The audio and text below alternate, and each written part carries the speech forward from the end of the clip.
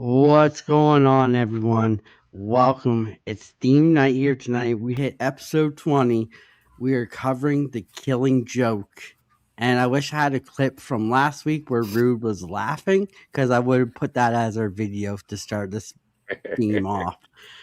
But Rude's going to join us a little bit later on. Let me introduce everyone.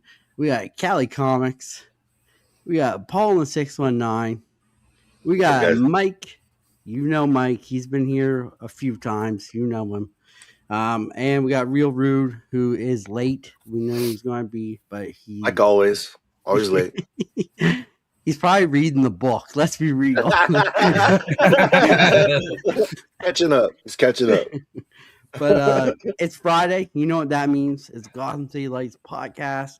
This is going to be a fun one. We got 3 giveaways tonight. 2 hashtag giveaways for everybody in the chat, and then we got the community shout out wheel to see who wins that community shout out that we've been doing. Couple great books and a chocolate Batman to give away. Right there. Yeah, that one right there. Ooh, that is given away to nice. one of you lucky people in the chat. But before we get started, let's see what these guys have going on. Callie, what's going on with you? Nothing. Got a new wall. That's about Look it. at that. Oh, I'm going to a Comic-Con tomorrow. A little one, but it'll be fun. Nice. Paul?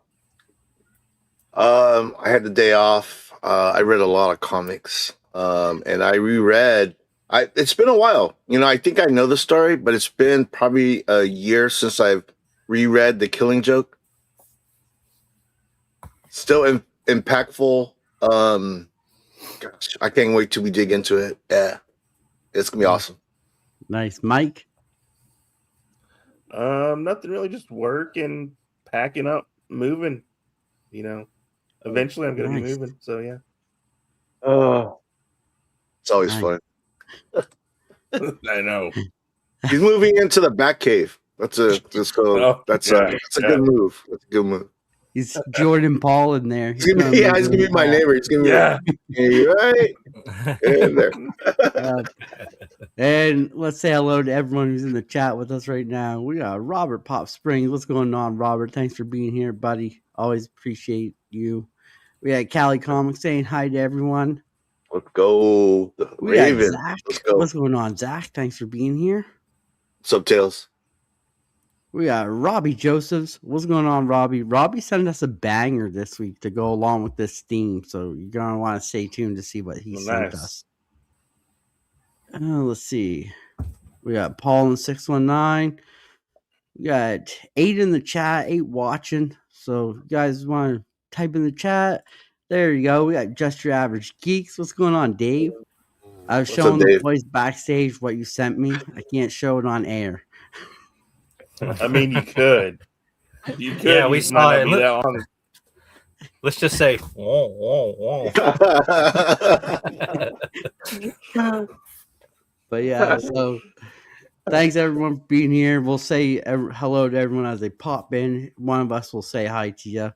Could be all of us. You never know.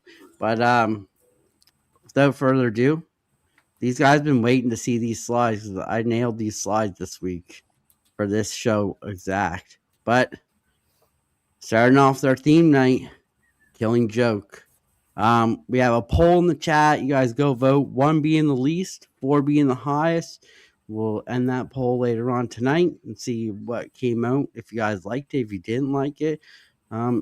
Chat, you always know we read your questions. So if you got any questions throughout this, let us know too as well. But let's start off with some news and some questions. And this is all Killing Joke and Joker related stuff. What do you guys think of these nice new slides for this? Yeah, I'm digging the colors. Purple and green. A lot of purple and green. And then the Joker theme in the background. Yeah. Nice. Nice. All right, let's dive right in. So DC completely reinvents Joker's personality and mental state in a shocking new Batman story. Talking about Matt Fraction's story, right? Yeah. Okay. Yeah, definitely. I like it. I think it's time Joker got like a refresh almost with his personality.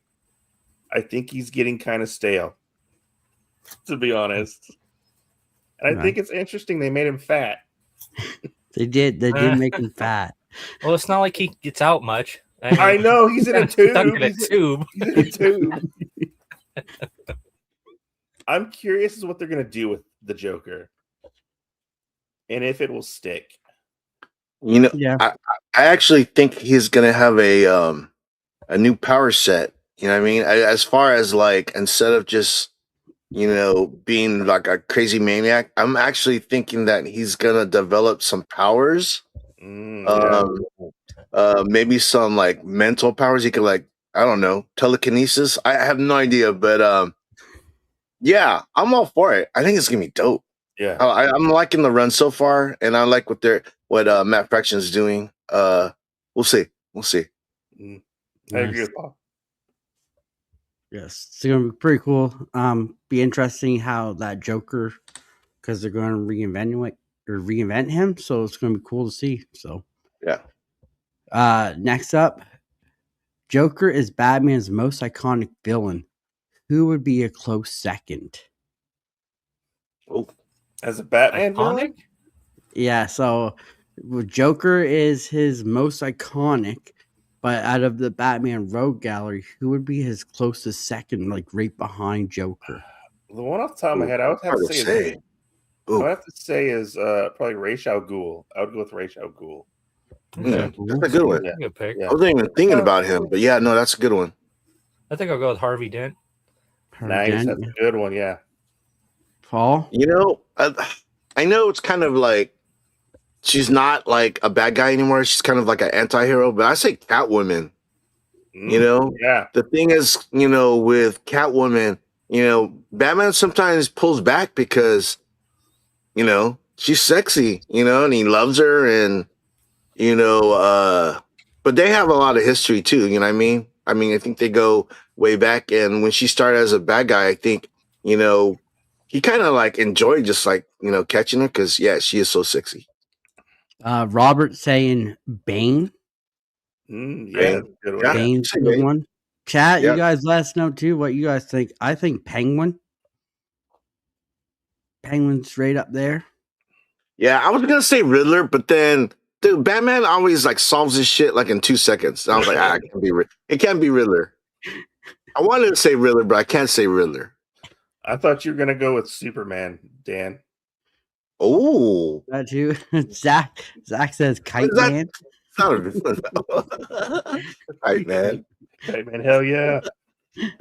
Anyone, chat, chime in, let us know. We'll read them out here. But yeah, I think Penguin. I think Penguin's right up there with Yeah, them. Penguin. So next up, favorite Joker of all time from any era. Oh God. Whoever wants to go first with this one. I'll go with the mainstay. I gotta say the animated series Joker from Batman, the animated series. You can't top that one, I feel like. I mean, you Yeah. could with Joker 66. I get yeah. He had a mustache, bro. He did, and it was he painted And over he the went mustache. surfing. Oh, I'm I going know 66. he did go surfing, yes, okay, but 66. I mean, And he wore his suit. I don't. To me, Mark Hamill as the Joker, and that Joker is always iconic. I feel like because it was like so nostalgic. Paul? I'm gonna say I know we're talking comics and Mike just said the cartoon, but I'm gonna say Heath Ledger. I don't know. I just can't. Nice. When he did Joker, that was like, I thought that was groundbreaking. I didn't think, because, when we watched the original, The Dark Knight, and you saw, what's his name? I'm sorry, my mind just went blank. The original Joker in the Michael Keaton movies. Jack Nicholson? Jack Yeah, Nicholson. Jack Nicholson. I couldn't even think of that dude's name. Sorry. But No, when I think of Joker, I always go back to Heath Ledger. I think he just smashed that role. Rest in peace, by the way. But yeah, I'm gonna say Heath Ledger. Heath Ledger's Joker was iconic. Zach says, yeah, animated or Arkham for me.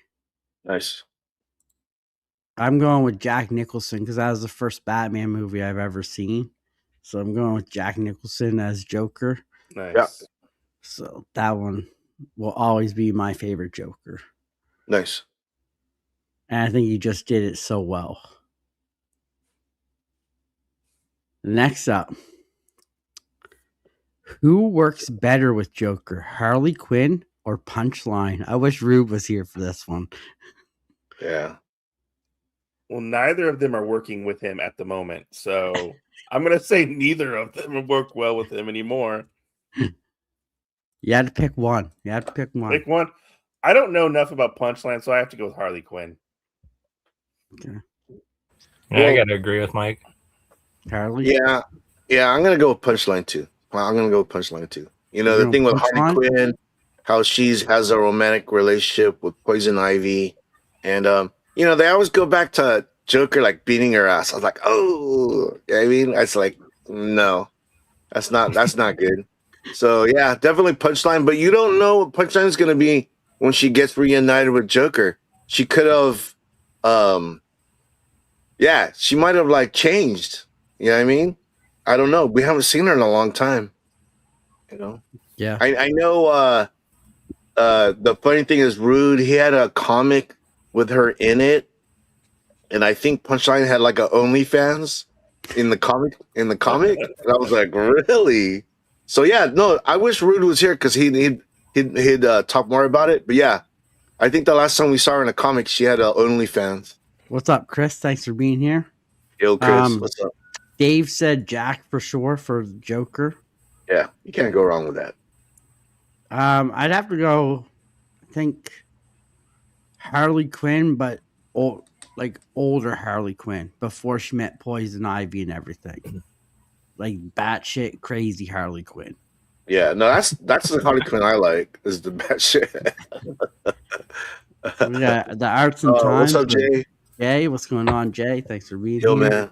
Yeah, thank you for being here. Sumo God. All right, here's the next one. Will we get a Joker 3 movie after Joker 2 flopped? I hope not. God, I hope not.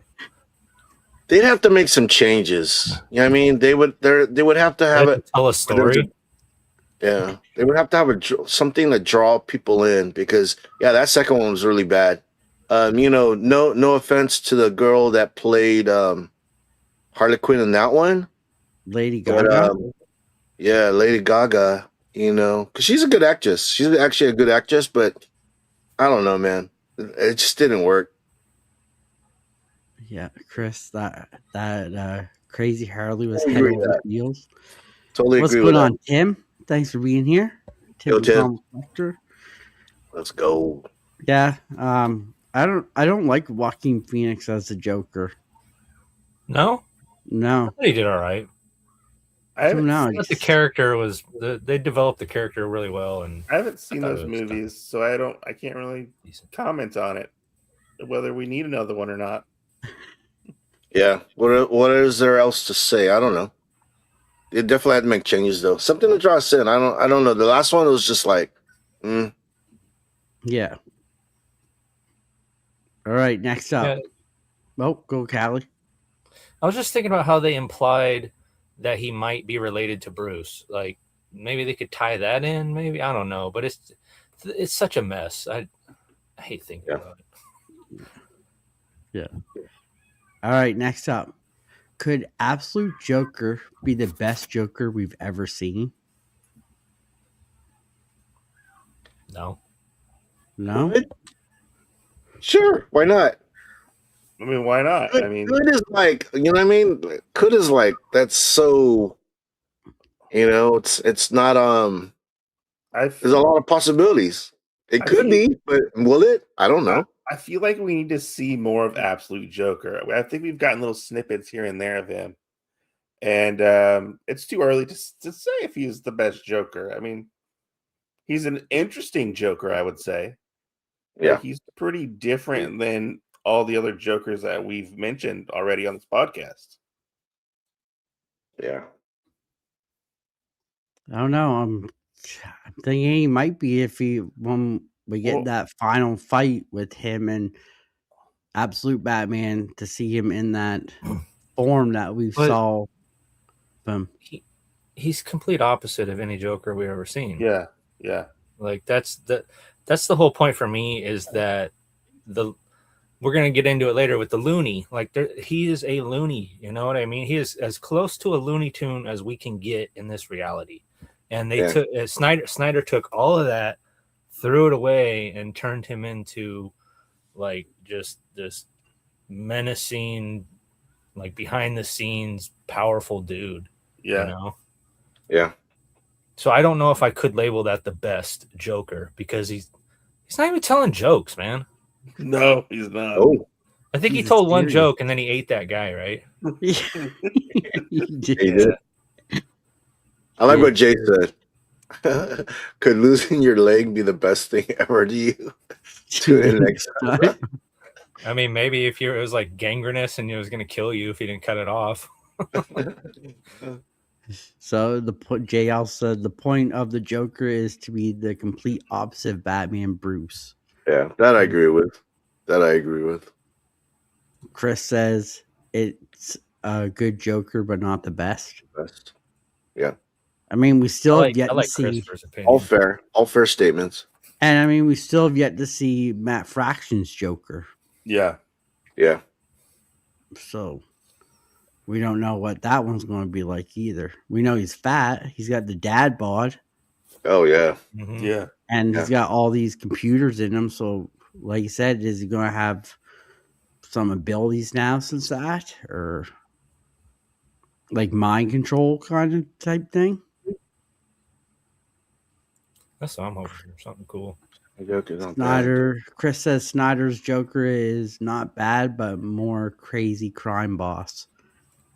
Yeah. Snyder always takes Joker to some like extended out thought that is nuts. You know what I mean? Yeah. Yeah. No, I agree with you. All right. Next up, favorite Joker comic you've ever read. Oh, Oh. The Joker by Brian Azzarello. Nice. That is pretty good. Is that Yeah, the one where where he he- has the cab driver? It's basically, yeah, a guy picks Yes. him up from prison, and it's told from his point of view, and he's just terrified the Joker's going to kill him this entire time. So that heightened suspense of when's the Joker going to kill this guy, dude. That I loved it. It was you great. took my pick, damn it. I was gonna say that. But I couldn't remember like who wrote it off the top of my head. Paul? I was gonna say Killing Joke, and I'm glad we're covering it. I mean, I actually think that this story encapsulates what the Joker's all about. You know what I mean? And I know we're gonna get to it, but the ending is like so like, God, I love the ending. It's crazy. It's a crazy ending. It's not what I expected. Let's put it that way. So this is one of those books that you look forward to people's opinions on, because Yeah. there is no wrong opinion. Like No. Alan Moore Yeah. left it open to the reader. Like it's so. Oh, this is one of those books that's just open. He gives you the premise, he sets the stage, and then he lets you go where you want to in the end. When we get to the end, I have a question for y'all about the ending. Me too. Yeah. I think we probably have the same question. Probably have the same question. Robert says he likes all of them. Yeah. Zach says Joker and Oh, Batman good. fighting the Batman who last had some Goku Frieza fighting together vibes. Ooh. I'd have to say, like, this Killing Joke's the only Joker book I read. Besides, I did like the Immortal Batman Joker. I thought that Oh one yeah, was that pretty one was cool. pretty crazy. Yeah. So I one- did like that one. But next up, I forgot he was in that book. what is one team up you would like to see with the Joker, hero and villain? Oh. Hmm. I think This is a we've tough already question. seen like the villain one. You know, It the could be one any where, villain. Any villain you well, want. Any I like hero it you when want. Joker and Lex Luthor get together because you know Superman and Batman are going to be in it. I love it when those Yeah. two guys are together. It's just a fun read, you know. It's always a pretty good team up right there because Lex always That's- gets like tired of him by the end of it. Yeah. He's I'm done with you, Yeah. Joker. You know. Yeah. It's a tough question. Well, yeah, it's a tough question. I mean, I already saw It's him. fun. I already saw him with Deadpool, and I thought that kind of sucked. Yeah, that wasn't a good what do you call it? Crossover. Yeah. Ugh, Could force very him and forgettable. Barbara into a team up. him and Barbara. Yeah. That could get a little That awkward. would be interesting after the whole Killing Joke My thing. God. Ooh. Ooh. Yeah, that'd be wild. I don't know. Maybe if they would do like Joker and Damien, like for some reason they would have to team up, and then for some reason Damien be like, "Oh, this guy's not that bad," because you know Damien, dude, that guy.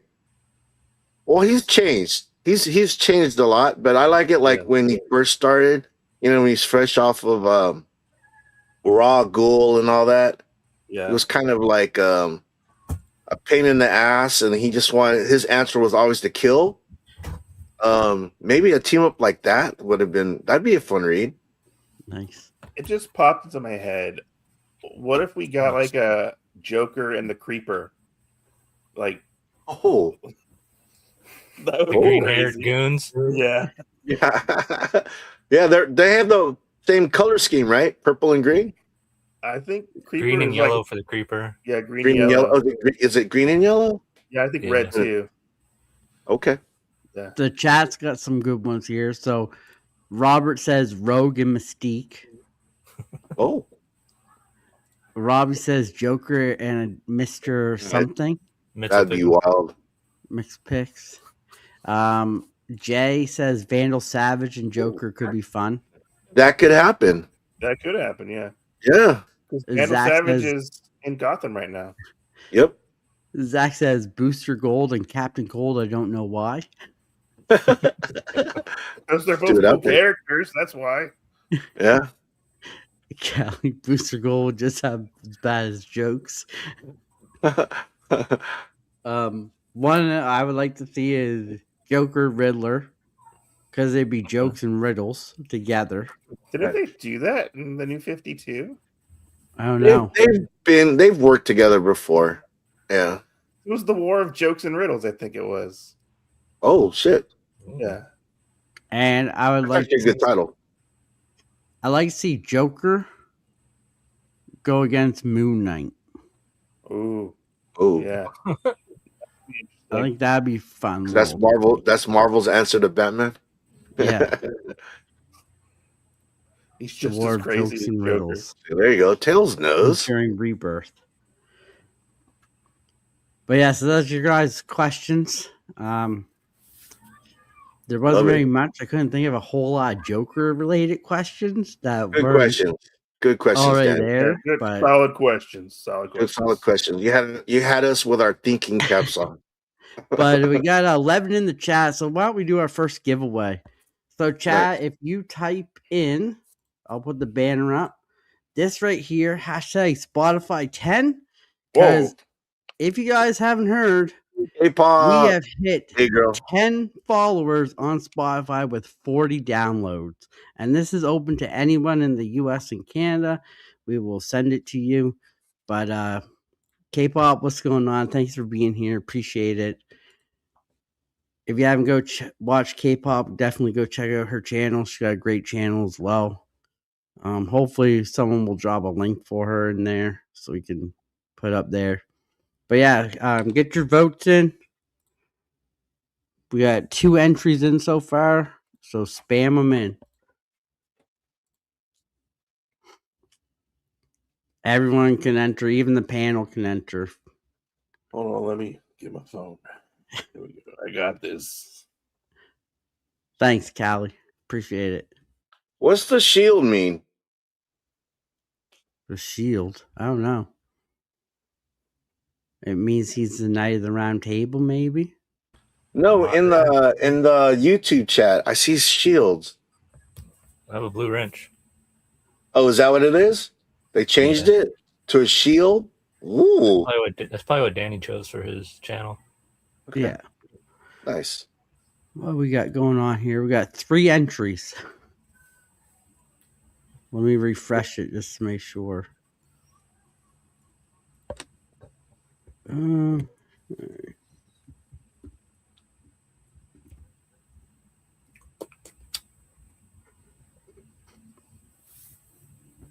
4 entries. Mike going in double duty here. I only did one. Okay. For protection, Dave says for protection.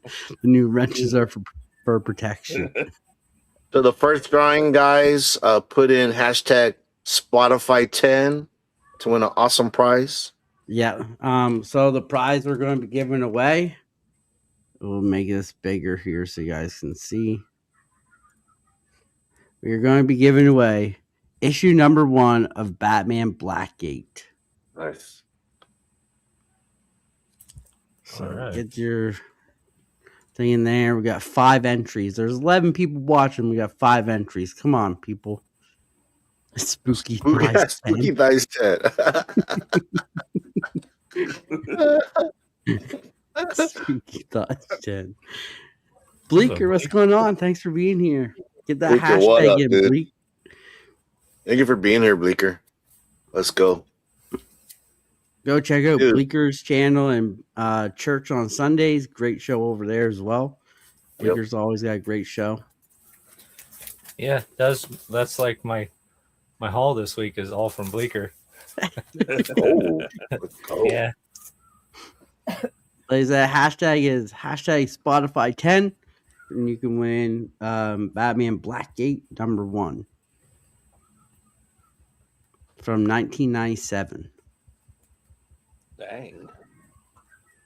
We got 6 entries. You can win a book from the 1900s. No, that's so long time ago, guys. Bleaker saying Paul. Yo, Bleak. Everyone saying hi. We'll give it a couple more minutes. We got 11 here, and we got 6 entries. Let's go. Couple more minutes, and then we'll see who's going to win that prize. Dude, while we're waiting, dude, you guys see the lines that they have at MegaCon for No. anything? No. Bro, there's lines, crazy ass lines. Really? Dude, I hate lines. We got 6 entries. You like cues? Yeah. I'd rather wait in a queue than a line. Yeah, queues are it makes it easier. When you're in a queue, it's kind of like, oh, okay. But yeah, oh my gosh, dude.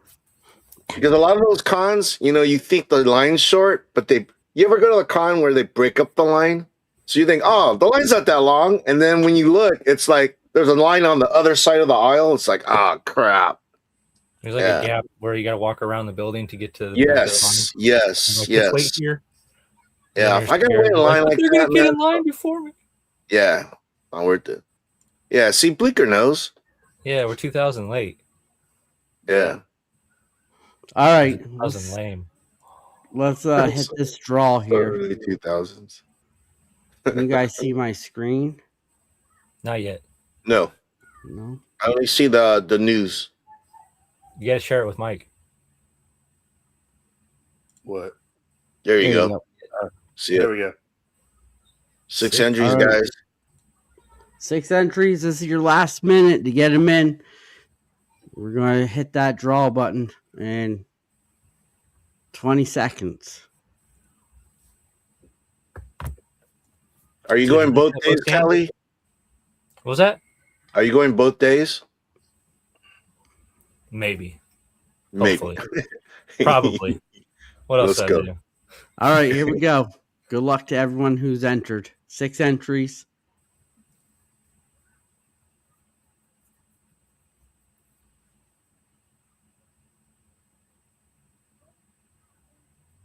Christopher works. Christopher. Congratulations. That works out. I have stuff to send to Chris, so. This was Perfect. rigged. Just saying. Yep. Well, you know what's crazy too? Like Bleeker's name showed up like every other name. I thought he was gonna win. It did. And I was like, oh shit. That was funny. Congrats, Chris, buddy. Congrats. There you go, dude. You did it. You won. You won the first Spotify giveaway. 10 giveaway. Yeah. Spotify You won 10. a book from the 1900s. That was a long time ago. 1900s. Long time ago. And you know it's got to be worth money. Just from the 1900s, right? Yeah. Yeah, you go. All right, let's move on here. Rude's not here for this one, but it's everyone's favorite segment. Rude's favorite. It is going to be which toy is fake, which toy is real. We'll go through them all, and then I'll give you guys. Oh my god! Let Look you at that guys price. decide at the Holy end shit. what No, that's cheap. what Not for is me. Maybe for real, you. what's not. Holy crap! But that looks dope though. Last All week, right, those statues were like $5,000. Remember? Oh, So- because are they like this? Are they like super big? They're like that would have to be. all right, I here like we go. I like First these as a one. fish. Batman versus the Joker internal enemies. Price is $1,491.11, and it's a waitlist item right now. Okay. Sideshow? Dude, is that AI fire or is that fire part of the No, that's just someone's background. Oh, so okay. So that's not part of the statue. No, This one just got my vote. Fake. you haven't even seen the rest Hey. yet. Okay. You haven't even seen the rest. Berg. Chat, that's why at the it's end, really let hard. us know what you think was real, what you think was fake, or if there was any. Yeah. Let us know at the end. Mhm. But I thought the statue was pretty cool. I did like this statue. I know it's dope. It looks dope. He's got It the does look fish in like- his right hand. It does look So like slap Batman's about to bitch just slap him with a be right in fish. the nuts, dude. Bleeker recipes death. Pretty sure Chuck roundhoused him to take his place. Yeah, rest in peace, man. All right, here's your next one. Wow. The Joker version 1.5 price is $142.01. It's a wait list, and these are all the accessories and heads and stuff you get with them. Dude, 142? Highly posable. Look at that. A lot of accessories. Dude, look at how many hands. Got Yeah, a You crowbar. got a middle finger? You could Let's pose him look. with Jason Todd. It looks like he had a bad facelift.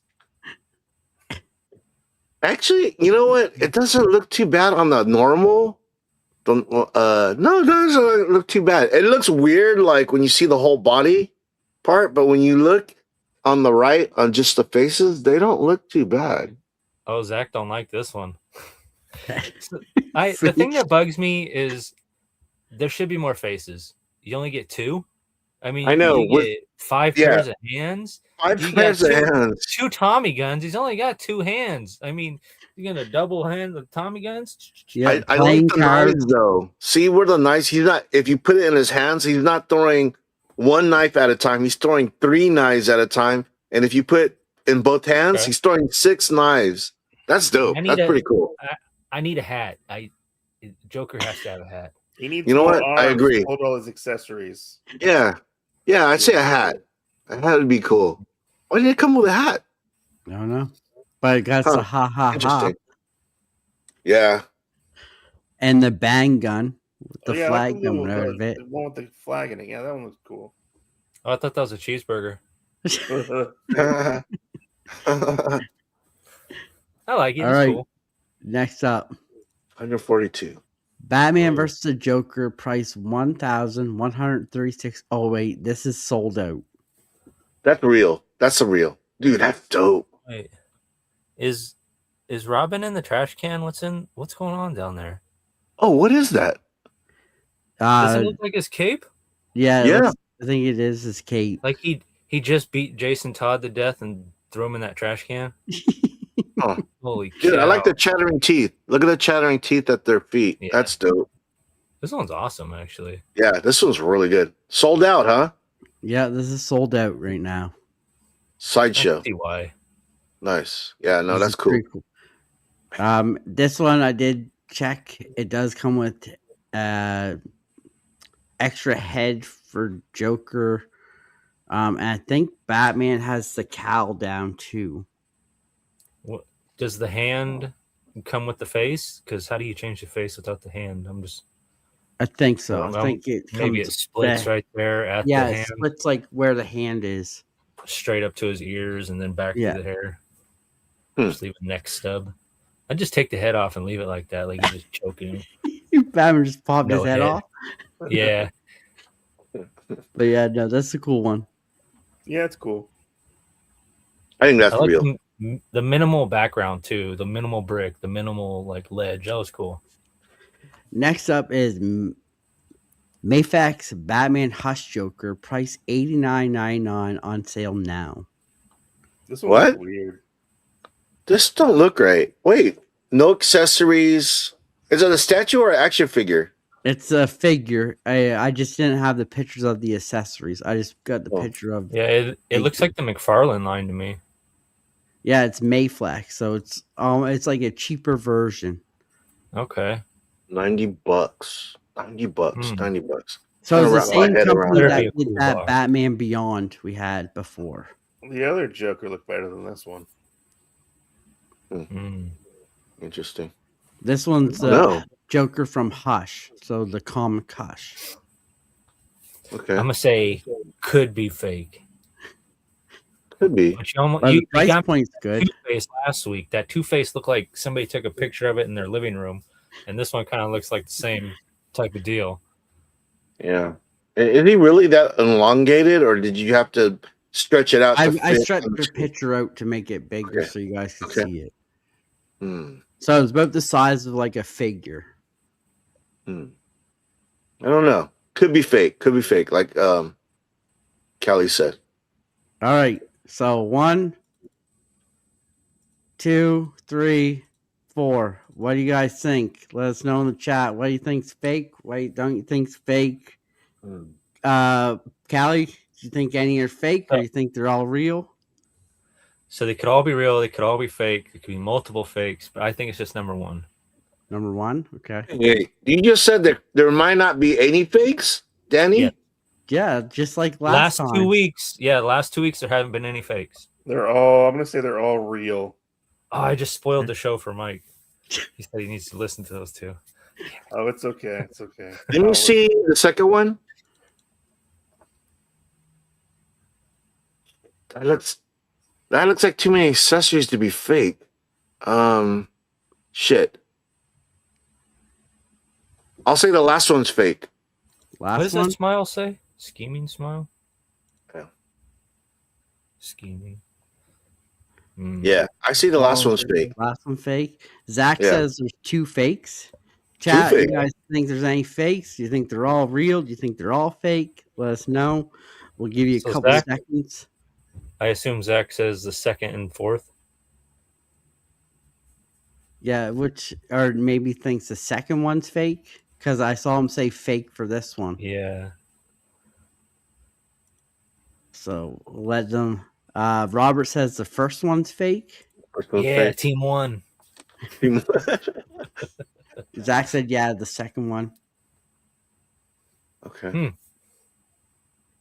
Second and fourth. Zach says second and fourth. Oh, I'm gonna vote for Rude. Rude's gonna go with none. None. Yeah, he Okay. learned his lesson. I didn't. Give it a couple more minutes. Let you guys get your answers in because I know StreamYard is a little delay. So a couple more minutes. You guys get your answers in. Rude's going to be so mad. We might have to just go back for Rude, but we won't tell him because he probably hasn't watched it. We'll just end the stream and then go right to the toy thing, like we never ended the stream. Just keep going. Send him a new link. All right, here we go. So I'm going to do it a little bit different. I'll go through them and let you know if they were fake or if they weren't. So image number 1, not fake. This is real. Ooh. Even that price. Even that Yeah. price. Yeah, Wow. it's That's legit. pretty That's dope. that's actually a really good price. And Because it's the real other ones I've seen, I would detailed. expect it to be like 3,200. Wow. So this is real. Image number 2, real. Oh man, Oh. This is real also. womp womp. And all the accessories, everything. It's Wow. real. Great price for this one. Though. $142. I would really buy this one and display it because it displays well. Yeah. Number 3, real. You sucker. He was like, real. Real. This Ew. one's also real. Okay, that one's pretty cool. So I need to know what's in that trash can, though. Yeah. Yeah, I'm curious though too. It's Sideshow. So Sideshow brings a lot of their new statues to cons. So if anybody sees this, get a close up Let on us that know. trash can for me. send a picture and put it in Gotham City Lights podcast. And we'll check it out. All right, last one. Drum roll is this real? Is this fake? Zach, you know what? You were wrong. This is real. Wow, they're all real. All Way to real. go, Rude. Rude got it right this And week. Mike got it right too. Way to go, Mike. Yeah, I was Googling all these Hey. while we were talking. Oh, yeah. Right, I was going to say, cheated. Mike got it right last time, too. He got the Shamrock one. He cheated. Cheater. That doesn't count. Mike failed. He dropped the assignment. But yeah, Zach. Although you almost had me going with the Hush Batman and then the statue at the beginning because the fire on his cape looked weird. Yeah, it looked Yeah, that's AI. what threw me It looked off. AI. And The actual Batman the himself, fire he on didn't match. so Yeah. the fire on his cape, it actually is on his cape in the Yeah. statue, Yeah, but it the is. stuff in the background is not. Yeah, Oh. it looked a little off. It looked too like something looks like a should have drawing. been there. It looks like the Joker statue is real, and then the Batman is rendered on there. I don't know. Yeah, yeah, agreed. What's going on, Billy? Thanks for being here. Yo, Billy, what's So, up?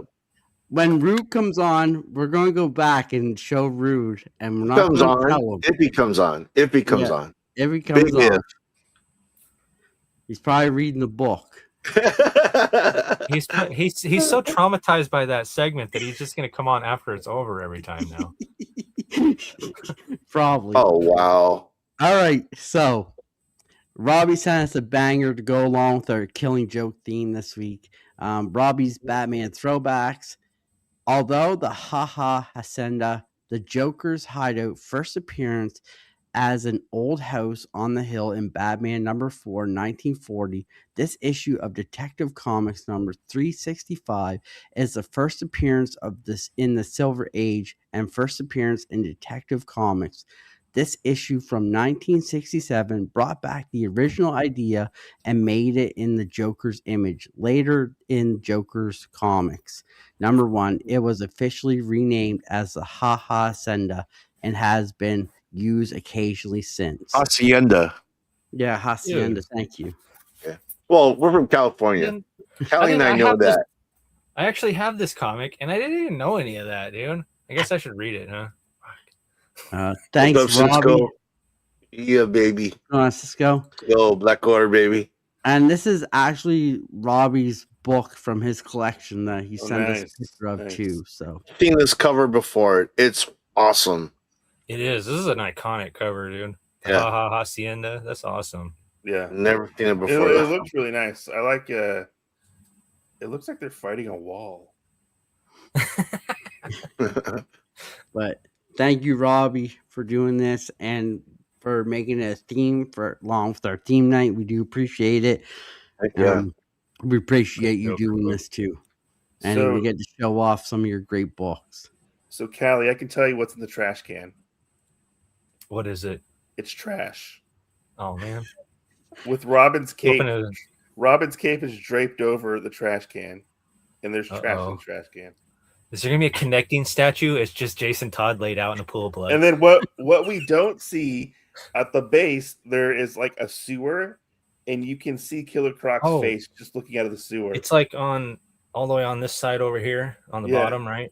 Okay, Yeah. I was wondering what that was. Looked like a Yeah. mailbox. Yeah. All right.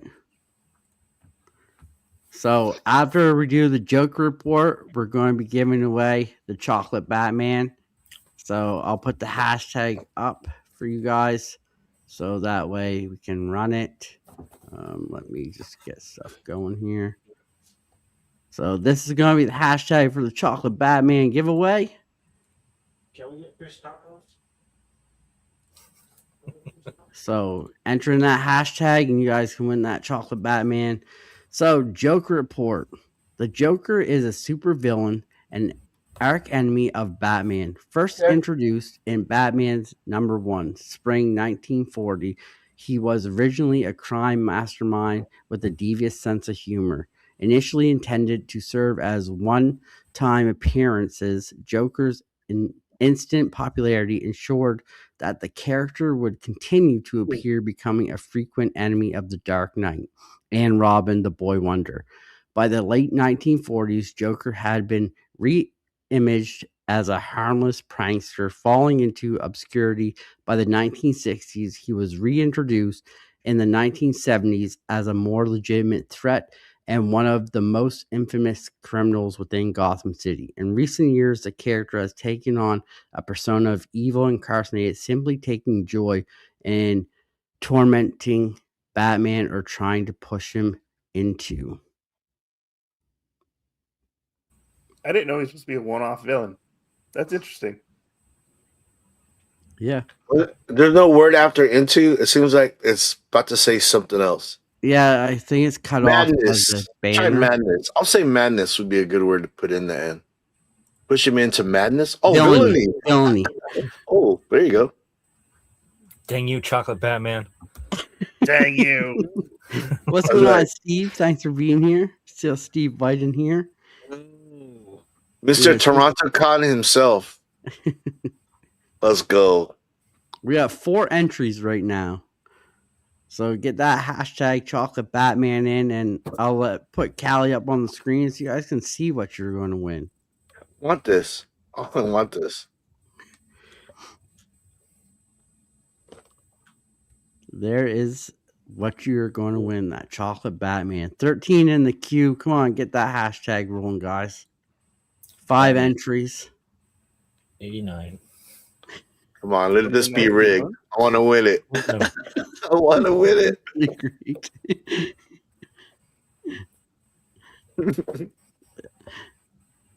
Yes, sir. Look at that, Shawnee. And if you do Let's beat go, it, baby. the hashtag It's, is chocolate Batman. Chocolate Batman. All one word. I have to Chocolate say, Chocolate Dad. Cisco put chocolate Dad. he looks less chocolate in real life. Oh, does he? Yeah. Dude, he looks so good right now. He looks like a bronze statue if you look at him, actually. That looks like chocolate. That does look like chocolate. The first ever chocolate Batman. You heard it here on Gotham City Lights. The first time we showed it. Yep. Yep. I got to get this out of California. It's getting in the 90s, so it's going to melt soon. So Yeah. get this thing out of here. It's been hot. We've been having some hot days, guys. We got 7 entries. Breaking records. Only stipulation 12 plus. 12 plus. Okay. Cisco says cream filling too. We don't know. We haven't ate it yet. Under 12, just ask your parent. All right. Parent or guardian for permission. And if you're under 12 and you're watching us, where are your parents? Yeah. Yeah. Do your parents know what you're watching? Hmm. I hope not.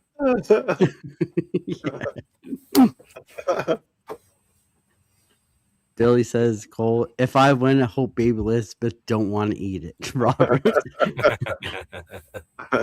Steve, damn, 9+, I'm out. 7 entries. Yeah, a few more minutes. I guess, should we enter? Someone want to enter in for Rude?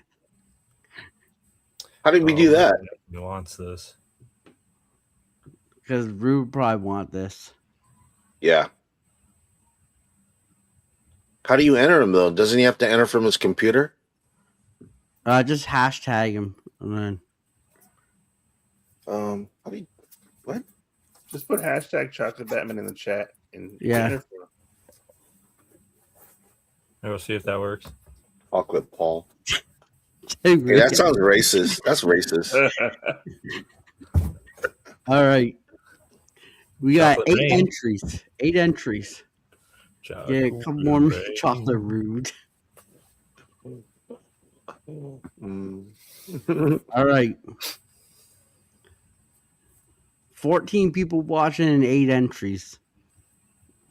You got 2 more minutes and then we're hitting. We can move on here. Cisco wants that chocolate Batman. Oh, he's gonna have to spell it right one of these times. Yeah, no, he spelled it incorrectly. He left a O out. He's doing it like he's doing Spanish. Chocolate. He says if he wins, he's giving it to Rude. Nice. I like that. You're awesome, Steve. Dude, I can't wait to see your haul from TorontoCon today. Yeah. All right. Dude, he was getting some signatures. Yeah. I got a message from Rude. He doesn't know if he's going to make it. Yeah, that sucks. That's okay. He probably Love you, Rude. Makes me want a Cadbury egg, Cisco says. Ooh. All right. Here we go. 8 entries. Good luck, everyone. Good luck, me. Good luck, Paul. Let's go. Come on. Come on. Come on. Oh, I almost won. Oh! Yes. Yeah. Yes. Yes. Super rigged. Oh my God. Yeah, super rigged. Come on. I quit. I'm out of here. I'd like to thank the Academy for this award. Oh my gosh. We need a recount. I didn't have a. I'm sorry. Recount I don't have a speech prepared, but I like to thank all the little people that got me here. I like to thank my assistant, my wife, who I love and gave me a beautiful baby boy. I also want to thank Danny for having the show. Without him, I would not be receiving the Chocolate Batman. And above all, I want to thank Callie, bro. Ever since he got that and it was sitting on his back shelf, I wanted that bad boy. So, and Mike, thank you for being here to witness it. Oh, thanks, The real question is: are you I'm keeping honored. it or are you giving it away? It's gonna be in my back cave. All I'm gonna display it on my back cave. I am. So That's we'll have thing Chocolate Batman will in be the my background. memento from the show forever. Steve says rigged. You gotta Definitely. sign it. Big time rigged. You gotta sign it for Paul. When you mail Yes, it, please, please. Sign the bubble. I want all you guys to sign it. I want Rude to sign it too. Are you going to send it to everyone to sign it? No, I'll see you guys. No, We'll do God auto. willing, I get to see all you guys one of these days. All you guys. It's got a All clear right. tape. You just send him your signature. He'll put it over the screen. I'll just send you. Yeah. I'll just send you a piece of tape with my signature on it. And you just tape it on it. Yeah, just like the Marvel cards you get signed nowadays. Yeah. I like that. Well, you know what? That's how they. Yeah, that's how they do the pros. They sign. I don't know if you guys know that a lot of them, they're not signing the card. They just give them a bunch of stickers, and then they sign the stickers, and then they get the sticker they put on the card, That's Nice. why which is on the card lame. different. Which is lame. we It is, still but it's still fun. You can get them for we $5. we still got one more giveaway, and it is for everyone who got selected for the community shout out. But we're going to do that close to the end. But you're going to be winning Batman and the Signal issue 1 and issue 2. Nice. So that's for Awesome. our community giveaway. But this is why everyone's here. This is why y'all came. We're covering The Killing Joke. It's the ultimate showdown between the Joker and Batman. With Jim Gordon's life hanging in the balance, Batman races against the clock to rescue his friend from the clutches of the Joker. In this intense bracing look deep into the soul of Madman. And we got our first 3 panels. We'll let Callie start us off. So before we dive into the panels, if you'd like a little bit of before story from The Killing Joke, you can get the Batgirl special #1, and that is Bab's little backstory before this, so that's not too bad. And then after, everybody knows, get the Suicide Squad after, okay? Because this is, no matter what anybody tells you, this is supposed to be canonical. I don't give a crap what anybody says. Yeah, because it was debated, right, that it wasn't canonical. Like it wasn't canon. This was so a lot of people say this is a graphic novel, which it's not. This was supposed to be a oversized issue or something like that. Yeah, it's supposed to be something special. And so it was supposed to be canonical. Like, and some things from it got retconned, I believe, right? Like coloring, yeah. So this right here, what we're looking at is Brian Boland's recoloring of it.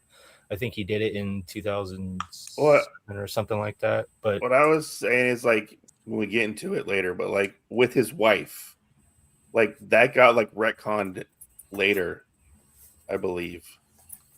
Like with what happened. Oh, his origins, like the little flashbacks. Yeah. Oh, okay. Well, remember, he's mad, so he's gonna, in his head, he's gonna see what he's gonna see. Yeah, I mean, because it's through his brain, and we don't know if it's like the definitive origin of Joker. I believe. Mm-hmm. No, the whole origin you get in here is all the Joker telling the story. All comes from him narrating it. Yeah. But I left off a really iconic panel. Just because we don't want to do the whole book, but the very first image is a puddle with raindrops falling in it, and it says Alan Moore to me. When Alan Moore opens a book, he always has something like that, like he shows you a street level, with rain falling or somebody just walking by. It's always just like, this is the world, let's dive in. You know what I mean? I left it out because it's just a panel, but I don't know. For some reason, Batman decides that he wants to go talk to the Joker because he's been thinking about their relationship, and he thinks that the ultimate end to the two of them is that somebody's going to die, whether it's Batman killing Joker or Joker killing the Batman, and it's seeped into his brain so hard that he actually has to go talk to the Joker about it. And that's our opening here. It's Batman going to Arkham to talk to the Joker about his predicament that he finds himself in. Nice. Anyone else want to comment on the first panel there? Yeah, it was interesting to see their conversation and to see Batman playing cards with the Joker. That was a surprise. I was not expecting that at all. But it's interesting what we get after this with the part at the very end right here with Joker and the carnival, I feel like. Yeah, well, Batman sits down to talk to him, and he tells him what's on his mind, and then he like reaches out to him because Joker's not talking, and he grabs him and he notices that, oh crap, some paint came off on my hand. So it's like he realizes that's not the Joker. And so, as Batman's asking him, where's the Joker? Our perspective shifts to where the Joker is. He's at an amusement park, and he is in the middle of purchasing said amusement park. How did they not know that wasn't the Joker? I mean, he's got the makeup, and he's in the cell, and apparently they kind of hint that he's been gone for 2 years. Like this guy's Yeah. taking his place for 2 years or something like that is kind of what I felt like they hinted at. So I guess everybody just left the Joker alone to himself. They're so scared of him that they won't even go in there and mess with him as long as he's being good. But yeah, too, it's he's in the shadow too, so you can't really tell. Like you see him, he's sitting half dark. You just see his hands, and Batman would be able to tell because he's fought Joker so much that he would be able to tell right away that hey, this is not the Joker. I So mean, I'd be like interested. Sorry, Dan. no, Be go. interested to know how many people have read this before, especially you guys in the chat, especially us on the panel as well. I read this a couple of times, but like Paul said earlier, every time you read this book, you pick something up, like something that you may have just kind of skipped over before. You know what I mean? And I don't know. That's kind of sticking with me, Paul, because I'm trying to think like back to the very first time I read it, and put myself in that position because I really did skip over a lot of this. Like right there, it says there were these two guys in a lunatic asylum. I mean, it's talking about Batman and Joker, and it's hinting at a joke that he tells at the very end of the story. And like, I didn't catch that the first time I read it. Yeah. Like Alan Moore is a wizard with words, dude. So this was my first time reading this book. Okay. But I've heard people talk about it like religiously, within the fandom and stuff. I felt like I read it even before I read it, if you get what I'm saying. Like people talk about this book like it's one of the best Batman stories ever written. It's an okay book, I feel like. I was gonna say, are we gonna grade this at the end, Dan? Yeah. Okay. Right. Before we go any further, I got a couple comments I just want to go. So Billy says, I love Batman, but this relationship between him and the Joker is a major writing problem. If Batman was a real life person, he would do everything in his power to unalive him. I like how that's the whole unalive. point of this. That's the whole point of this story, right? Where's your line? And how far does someone have to push you for you to cross your line? I mean, and the Joker does push Batman pretty far in this book, I feel like. But he's not trying to break Batman. He's trying to prove to Batman that everybody on Earth is just like him. They're just one bad day away from losing it. And you could say this is Batman's bad day.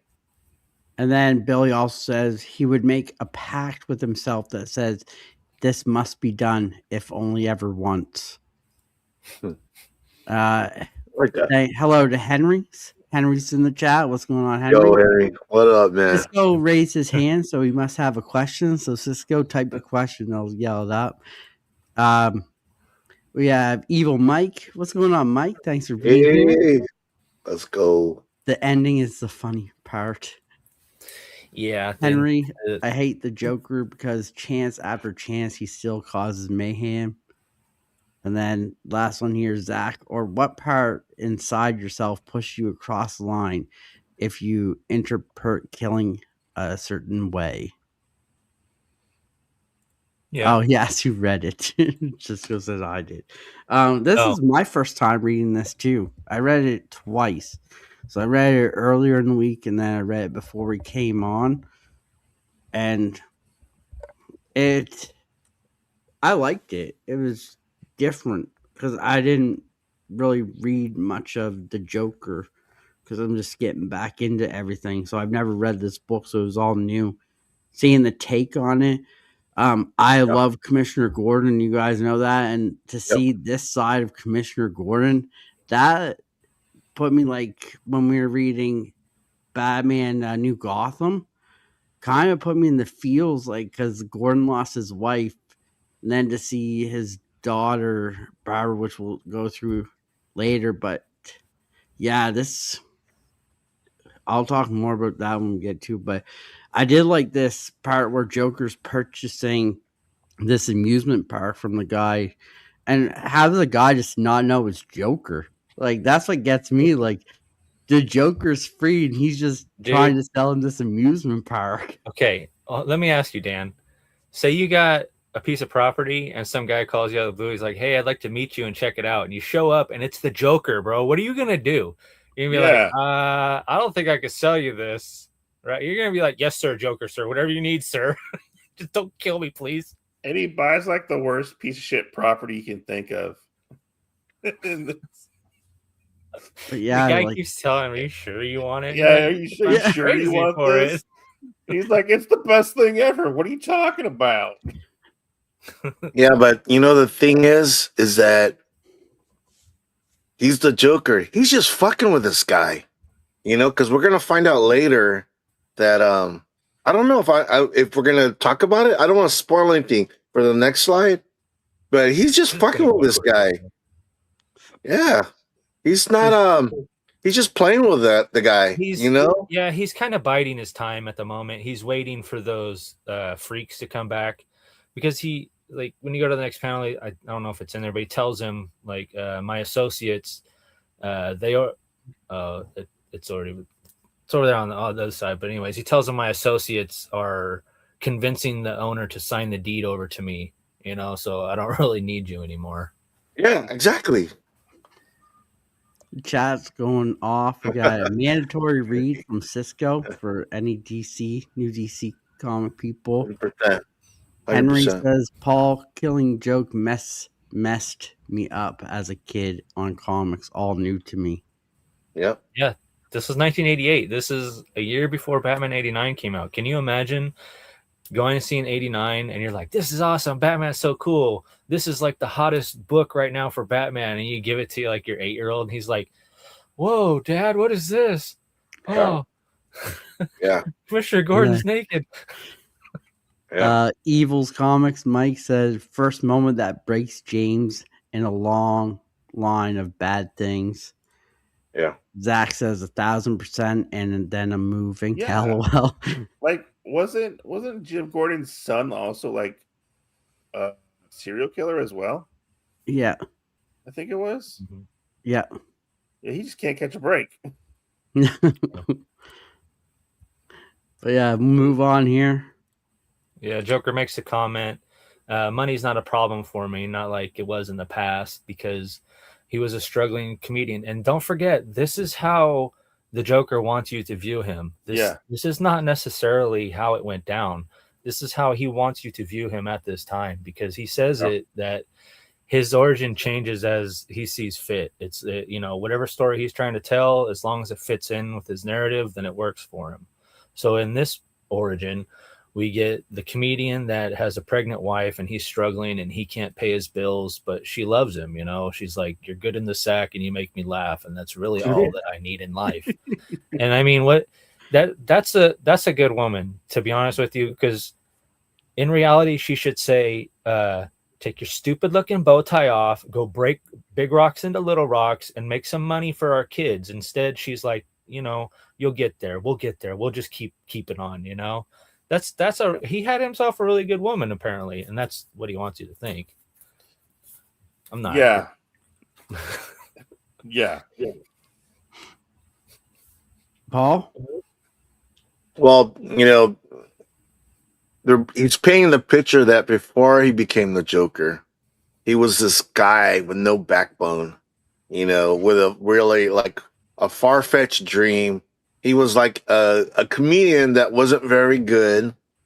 But like Callie said, he has a good woman.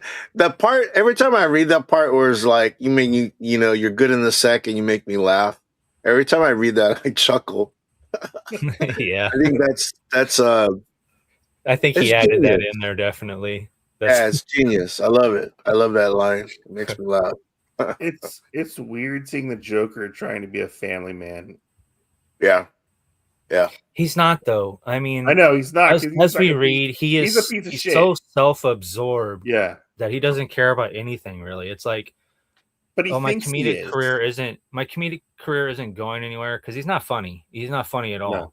And Alan Moore does a great job of translating that into this Joker with his jokes that are like beyond edgy and they don't land very well with the reader. And he did it on purpose because he wants you to know. He's like, just because he's a Joker doesn't mean he got any funnier. He just He's still telling these shitty jokes, dude. Yeah. This Joker backstory, I didn't believe it for a second. It was just him trying to convince. It's almost like he was trying to convince us, hey, I used to be this normal guy. He quit his scientist job to go do comedian because he thought he was funny and he wasn't, turns out. And he had like a great job that he turned down, so he stopped providing for his family. And that's how I took it. That's how I took it, was him trying to convince us, hey, I'm not the bad guy here. This is my bad day. This is what I'm the happened to victim. me Yeah. to turn me into what I am now. But I didn't buy this story one bit. No, because we see the end product, and we're back at the amusement park, and he has this poison pin on his hand, and he stuck the guy with it when he gave him a handshake. After he just told him, "I don't need you anymore. My associates have just got the deed signed over. It's all good." Yeah. He stabs him with the little poison pin, dude. This is probably one of my favorite scenes in the book. Is just the guy riding on the pink elephant. Yeah, it was so out of place. I felt like. Well, dude, he's there throughout the whole. He kills him and he leaves him there. Yeah, He's there throughout the whole comic. Yeah. It's like, dude, that's so sick. I'm like, oh my god. Bolin actually, he absolutely killed it on that panel too. I just imagine him sitting there for like 2 weeks drawing this panel, dude. Just obsessing over the line work and shit. God damn it. Just get to some of the chat here because we got a lot of people chiming in on this, which is great to see. Yeah, I appreciate everybody being here. So this is from Evil Mike. He already owned the property before the conversation. That scene with his goons is beforehand. Yep. And then he said, yes, this was a serial killer. Henry says, maybe so. Or Billy says, Henry, maybe so, but going firing, bang, bang.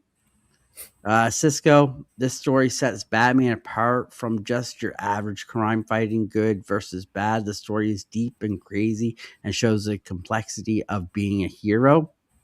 Well and said. Then Henry said, who shot first, Joker or Greedo? Then wasn't there a writer in the 90s that explored whoever unalived the Joker became the Joker? Then we got Dig It, one of my Canadian bros. What's going on, Dig It? Who does Batman put in his drinks just ice? Bleak, great book, great cover. And yeah, everyone else saying hi to everyone. But yeah, I just wanted to shout out those people who've been writing. Give them a quick shout out. But yeah, the last panel was great. Was he just sit? The Joker put him on the elephant, or did he just sit there for no reason? That's the one part that got me. Like, it's like he's like, I'm gonna take this pink elephant for one last ride before it gets sold. Yeah. Or like, because I know he is saying like half the rides are dismantled, but some are still in working order. Yeah, so one of them was the elephant. Yeah. Yeah. So like, is this him showing, hey, like this ride's still in working order? Like, I mean, still probably. Well, in the cartoon movie, it is working. It's going. I'm on topic because there's a lot of AI commercials right now with like Wonder Woman riding the thing and Batman and Flash. I forgot what movie that was, but yeah, I know what you're talking about. Yeah. Luke and Han. Why is Luke in there though? That's his sister. I actually watched the movie adaptation last night. They changed a lot. They changed some stuff that I did not like in that. Yeah, the first half hour was all added, and that was all written by Brian Azzarello too. I did not like the first half. The thing about it was it sets the tone because it shows you like what the premise is, that where's your line and who can force you to cross that line. And what they did was they put Barbara in the position, and that guy forced Barbara to cross her line. So, and that I know we don't need to, but they're showing Batman the premise basically. You know what I mean? Yeah, Zach said the I'm movie glad is it's not in weird here. in the first half. Yeah, gets a little weird. I didn't like the Um, whole was it the Batman Barbara It's just sex. relationship was just weird. It was I didn't think we needed that.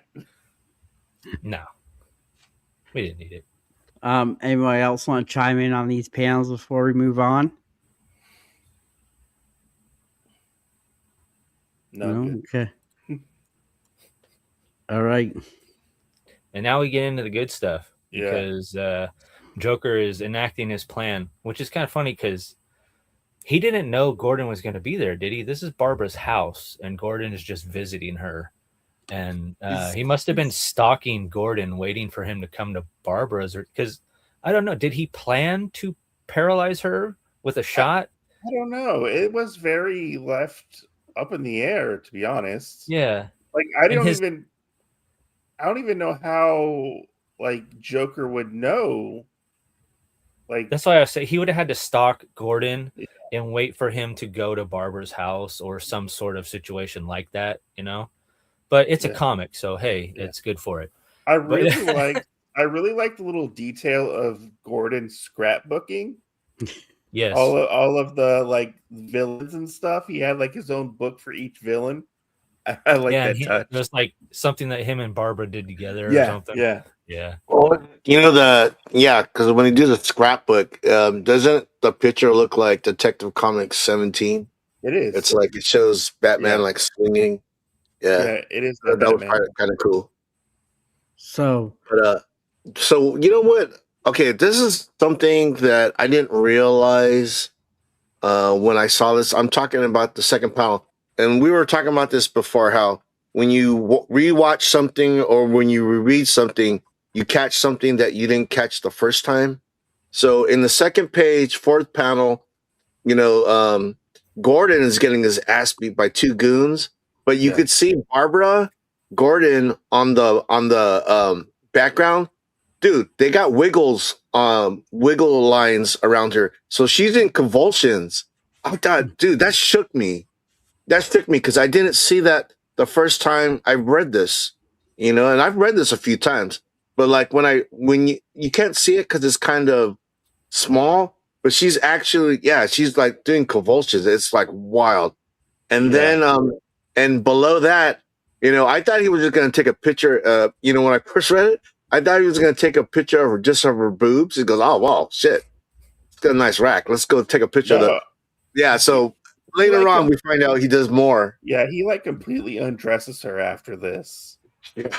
That's crazy. Yeah. I'm glad that's where they stopped. Like, I'm glad that Alan Moore, he said that they really didn't give him any limits, and I'm glad that he gave himself a limit and he stopped at just undressing her and taking pictures, because this could have got so much worse, dude. I don't know if y'all felt this way, but I mean, we're already down the girl in the refrigerator line, but I don't know how y'all felt, but I felt like maybe Joker like possibly like assaulted her. Like if this was like Zach was saying, real, and he really was trying to break him, I think that it would have gone down that route. That's what I feel like. It's very much implied from me reading this. I think that's what happened. Well, I think Alan Moore reeled himself in a little bit. Probably. Yeah. Dude, Barbara Gordon is a main character. You know what I mean? It's not like she's like at this time there was only a few people that really cared about her. A lot of the editors didn't care. They were like, yeah, just paralyze the bitch. Who cares? Like literally they said like paralyze the bitch. So this was hard for me because Jim Gordon's my favorite. And this, I think if anything, this would have been the part that broke Jim Gordon, and he didn't. To see his daughter getting shot in front of him, but to me, like, too, I think Joker knew where to shoot, because reading it, he was talking like, I shot her and she's not going to walk. Yeah, he knew where to shoot her so she would be paralyzed. That's how I found it. And there's a hole in the jacket, and and the spine appears to be broken or something, right? Yeah. So, and then, yeah, because she was waiting because her neighbor was coming over and they were going to go to a yoga class. Yeah, they were gonna go do yoga. That's right. Yeah. Yeah. And so Jim was there because he goes there, I guess, after work to checks up on her because she was walking home from the library at night and he didn't like that. So that I read that in a different comic. So that kind of played into this. So like he must have met up with her, walked her home. She gave him cocoa and he was doing his scrapbooking there. Because she said, I found your other book behind the wardrobe. So to me, it's like he's living there with her. Was she Batgirl at this time? Yeah. She was? Okay. So that's As- that Batgirl Special 1. They wrote that to kind of lead into this because they were trying to hint that she was wanting to retire. Because I know they do kind of take elements from this and they do put it in the Suicide Squad book, like sporadically in like one specific story. That's what I was gonna say. The people that did care about Barbara made sure that she came back, and without this story, I do not think we would have ever had Oracle. To be honest with you, probably not. No. Nope. Yeah, no. You're And right. then- Totally right.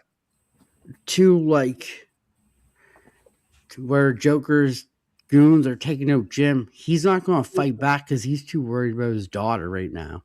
So he's in a vulnerable state anyway, as it is. So he's not going to fight. In his mind, he's like, I have to get to Barbara. I have to do what I can to get to Barbara. So Yeah, he's concerned about his daughter. Yeah, so he's already weakened at this point. Yeah. So for them to he just went take after him, Joker with the scissors. yeah. But and then in the third panel here, this is what got me because I was like, this is not real because Joker is never going to be the Red Hood. Well, I think it's Detective Comics 151. It's a story about the Red Hood and Batman. Batman becomes like a professor at a college for like the detective course or something like that, and he's telling the kids about his Red Hood experience, and then they have like a Red Hood copycat on the campus. But it's talked about how Red Hood kind of is the Joker. Like he comes back late because the Red Hood does dive into the vat and go through the crap and all that, but later in the comics they claim that he is Red Hood, like the same guy. And Alan Moore kind of ties it all together right here, I believe right here pretty well, if I'm not too far gone and mistaken in my thinking. I found it kind of odd in this book that like Joker would be forced to put on the mask of like the Red Hood. And like they did a good job convincing him. Yeah, and telling him that he needed the anonymity. Yeah, go convince him to commit this crime. Yeah. Of what I don't remember why they were at the chemical plant. Well, don't forget he worked at the chemical plant, so they need him to guide them through the chemical plant to get to the playing card factory, which is next door. I assume they want to get playing cards so they can rig them up for their casinos or something like that, you know? Yeah. So Christina.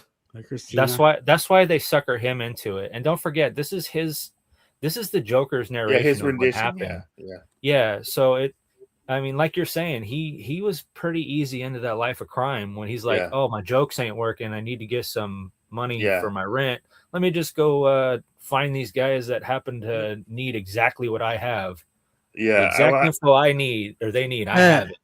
The one thing that got me though in this is his wife died from the baby thing malfunction, which kind of something in my head was like, no, there's something more to that. So yeah.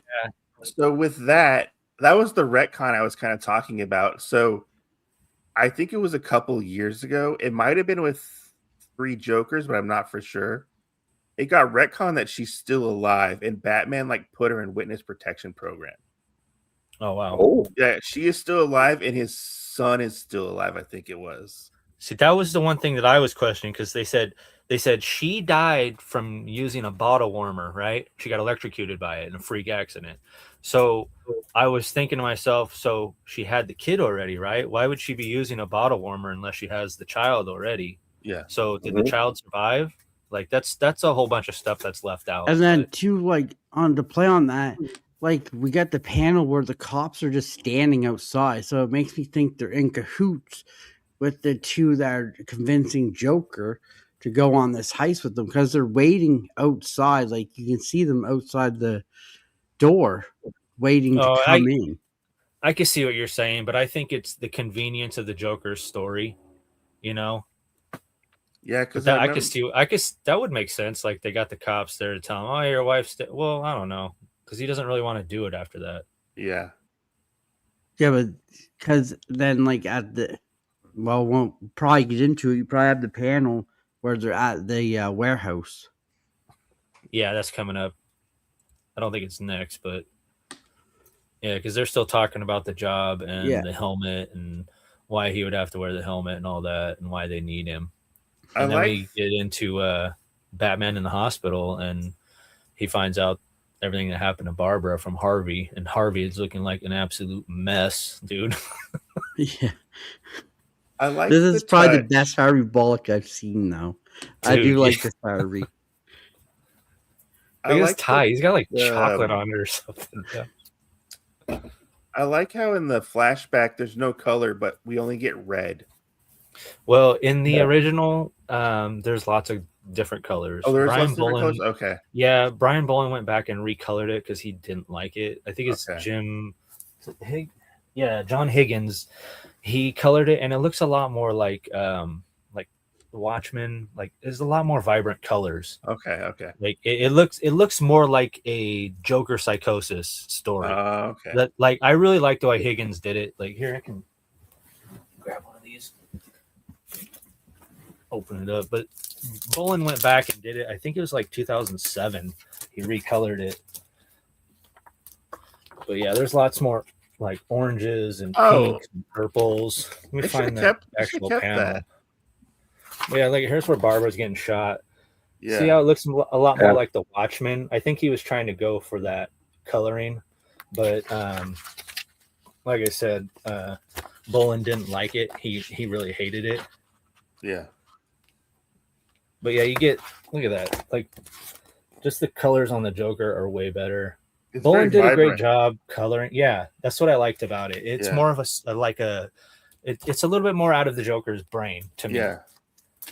Because you see how this is very bright. Mm. You know what I Yeah. mean? The Yeah. contrast to the shadow is very bright. With the Higgins, you get that in between where it mellows that out and it's not in your face.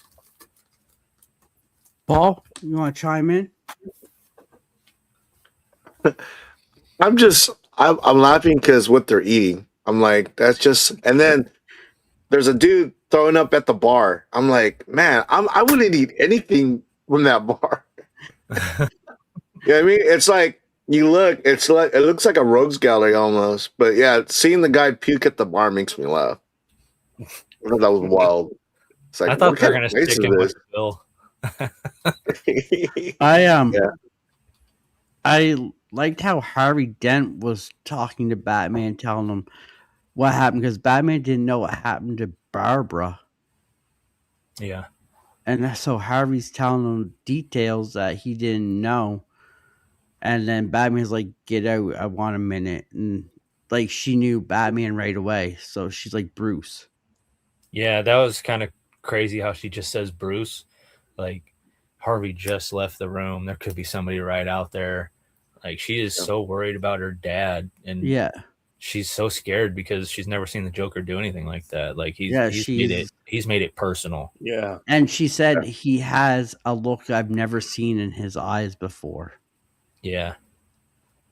She's not even worried about herself. Like she's not gonna walk. All right. She's so worried about what's gonna happen to her dad. And she just like wakes up out of a slight coma or whatever you want to call it too. Yeah. And like she remembered everything too, which like when reading that other panel, you is like she's passed out. So it's like, how does she remember? I felt like this was a very impactful scene with both her and Batman. Like it really hits in a way, like you can feel like the anguish and just being scared, like just with looking at the photos. Yeah, there's a lot of like torment in her eyes right Yeah. now. Yeah, Yeah. like I feel like in that page, you probably didn't need words; it would speak for itself. Yeah, Bowen's his expressions are very good in this. Yeah. Next up. That guy's still riding the pink elephant, dude. That's wild. Yeah, and Gordon gets introduced to the freaks. They rip all his clothes off and We degrade him see a down to the lot lowest of form of humanity you can. we see a lot of Gordon in this book. Just saying, Yeah, a little it's too no much. Batwing. A No little too Batwing. much. Well, it is a little shadow there, but there's a It lot of was good really imagery cold. here too, like all the baby dolls going up to the throne, and it's like one of those. To me, it looks like those tilt-a-whirl rides that you sit in. Yeah, and like the it spins teacups or around. whatever. Yeah, it looks like one of those to me. Do you think And he it's got like- the freak to put all the babies up there? I think they did it beforehand, probably. These freaks are freaky, dude. They are with Like their Cupid little and gift stuff. suits that they got on. Yeah, You know how they the when they talk about circus folk, you know what I mean, how they say they're like it's like weird and it's kind of scary, and they have that what do you call it when you think of them, that's what they are, kind of like.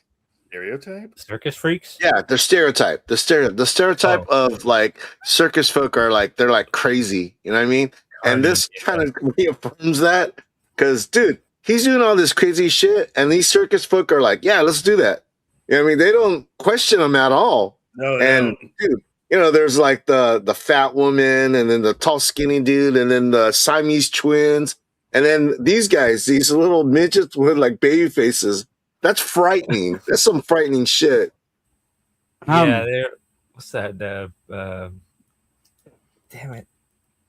Stupid Trev thing with the baby mask. God damn it.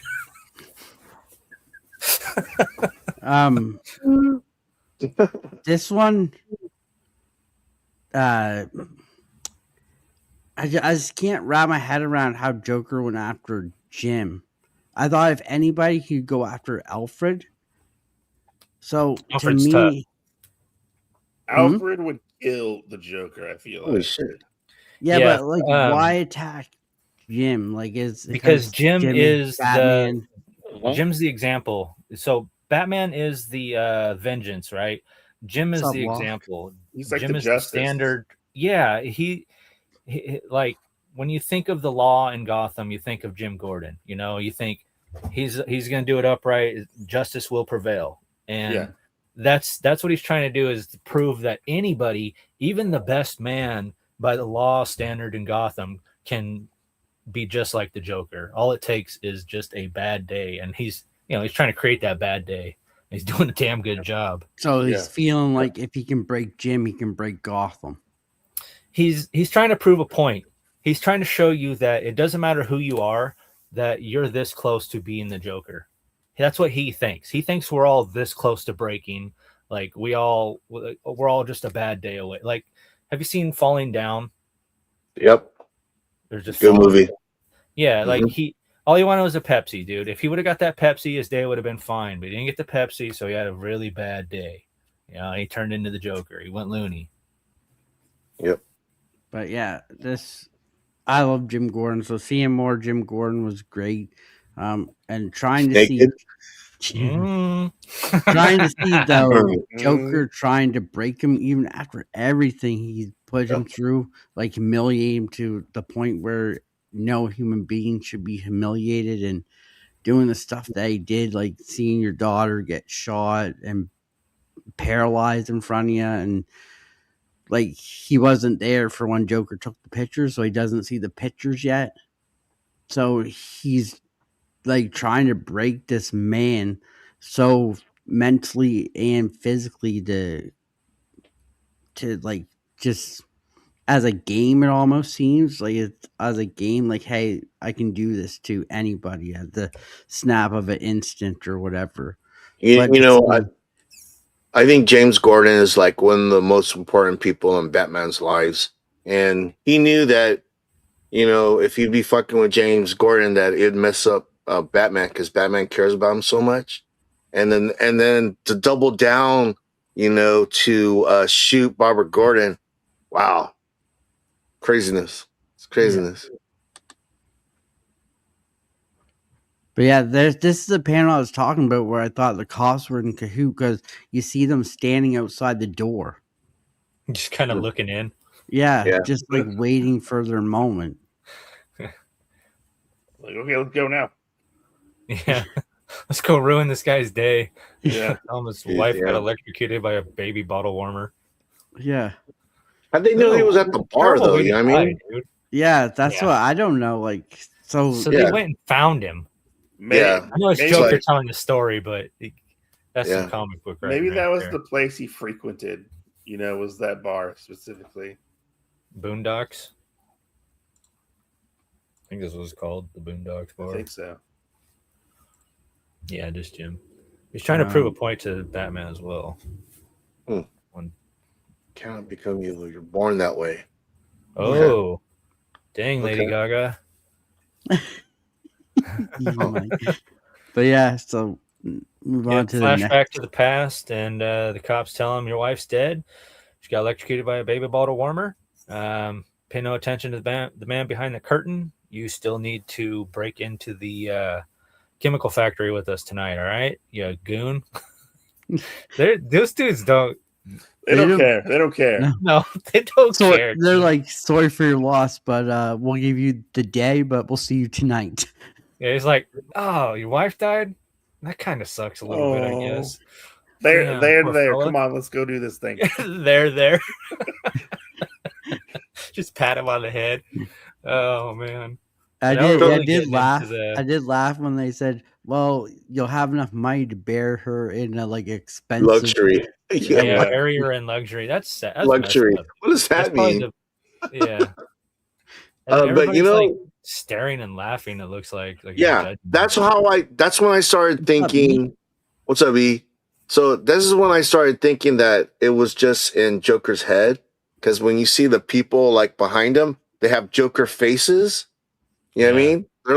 They're like enjoying his torment. So I'm thinking, wow. Everything's starting to turn bad. And then you pointed it out earlier, Kelly.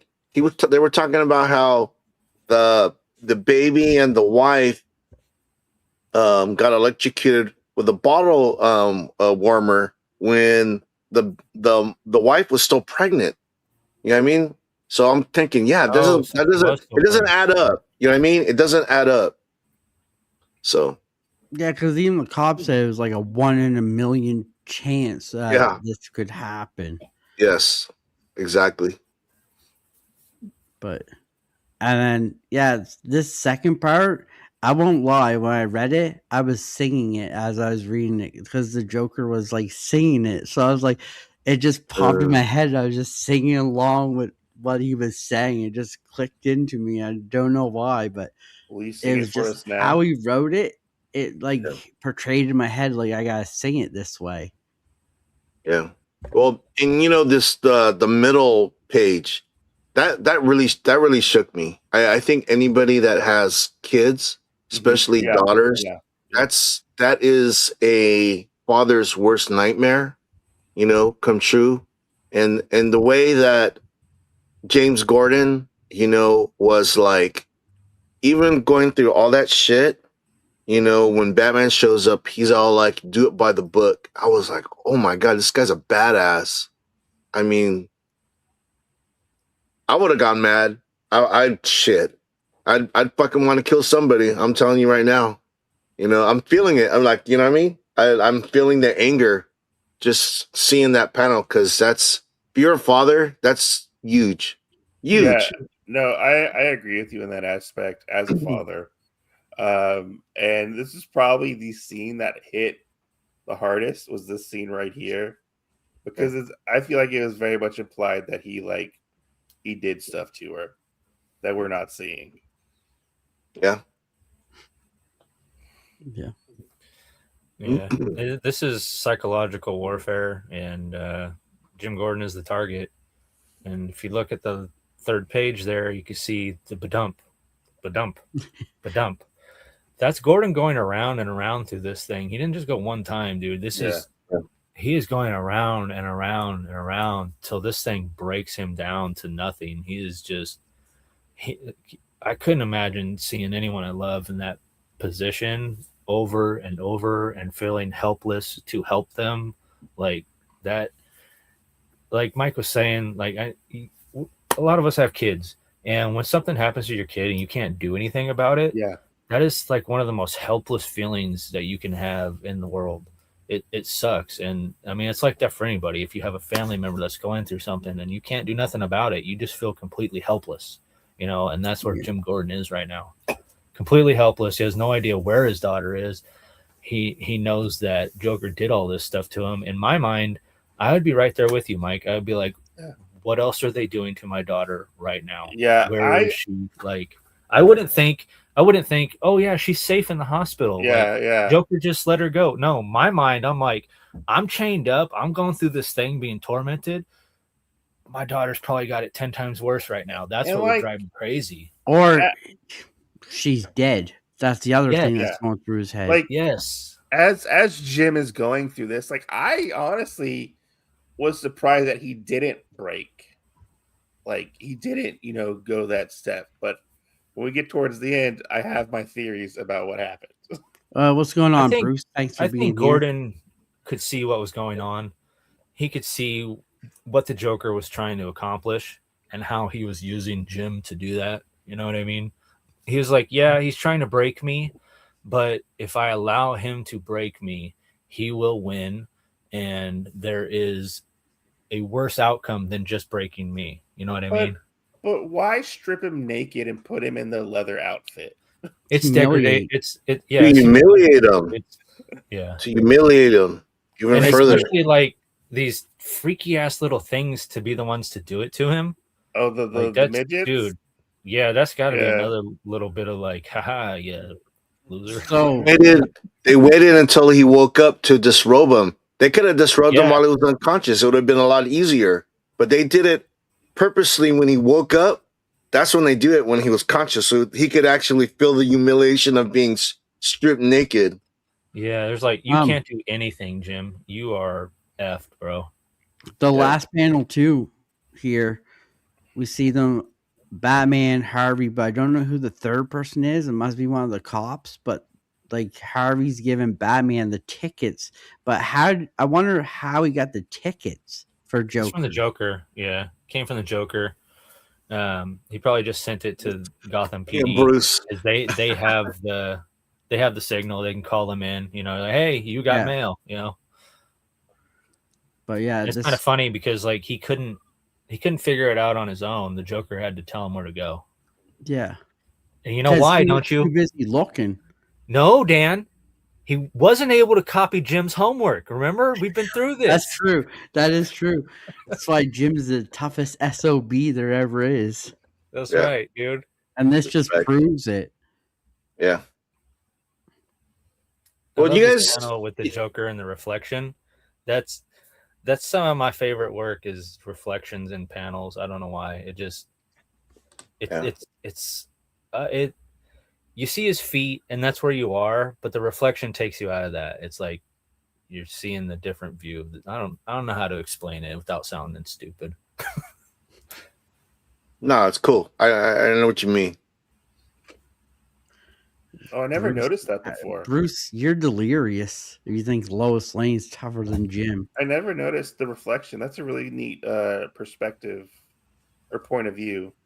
Like looking Yeah, down. and we get it later. It'll be after this last page because we go flashback to the chemical factory, and it's been a while since our buddy's been there. You know, they're security guards now, so they're chasing him down, trying to shoot him, and these guys are telling the security guards that he's in charge. He's the Red Hood. It's him. You don't want us. He's the bad guy. I love that, dude. Like he was so stupid. He really thought it was for anonymity. Like when anybody Yeah. in Gotham thought about the Red Hood, they're like, "Oh yeah, that's the leader of the Red Hood gang." Like that's what they're putting on you, bro. That you're the leader. Like that should have clicked in his head, but He's so also kind of like stupid. a bumbling idiot at this part. I feel like. And that's a little bit of the Joker trying to draw Yeah. us in, make himself seem more vulnerable and innocent when we know he's not. You know. And if you read the Detective Comics 151, you don't get any of that like innocence stuff in Okay. there. Well, it's so funny when the bullets start flying. He's really dedicated to that. I would have took that helmet off my head He and can't. It's stuck. oh, Yeah, it's like kind of stuck on it. See it right there? He's like, Because I his don't know. didn't get face, that. his head shape was different when they put it Because on. even when he went into the water, the helmet stayed on. I was like, why is the helmet still on his head? He could hardly They say see it- and breathe. It's Did he like, say it in this one? In the cartoon, he says you got a funny shaped head. Yeah, they I don't said it. remember if they said it in this one too. Yeah, they did. well, I thought they kept it on his head because of the reveal, because the reveal would have been like a lot. It's the way the reveal is. It fits the reveal. You know what I mean? He takes it off. The freaking Joker now. But that's what I thought in when they did it. They just kept it on his head because it makes it for a better reveal. Yeah. So They did a good job of putting you into the time though. When the cop says, "There goes that human bat guy," like they'll let you know right in the time frame where we're at. You know. the first panel here, where like Jim's going around and around and around, and right when I read this panel, this is where I thought he would have broke, and he didn't. He stood quietly. It's like he knew, okay, I gotta just get my bearings here. Don't say anything because it's just gonna something more. He's gonna put me more or try to do something else. He's like, something's gonna happen. It's like he knows, like, I'm okay right now. I'm okay. Someone's coming. Yeah, he And can that's read how the Joker. what? I think he can basically read that. He knows Yeah. what the Joker's doing. Like he can see right through him. And that's what I got from that this first panel here. Is like he's like, I'm gonna play my mind games and think that he had let him know that he hasn't broken me, but I'm not gonna say anything. So that way he can think that he might have broken me. But that's just what I got from it.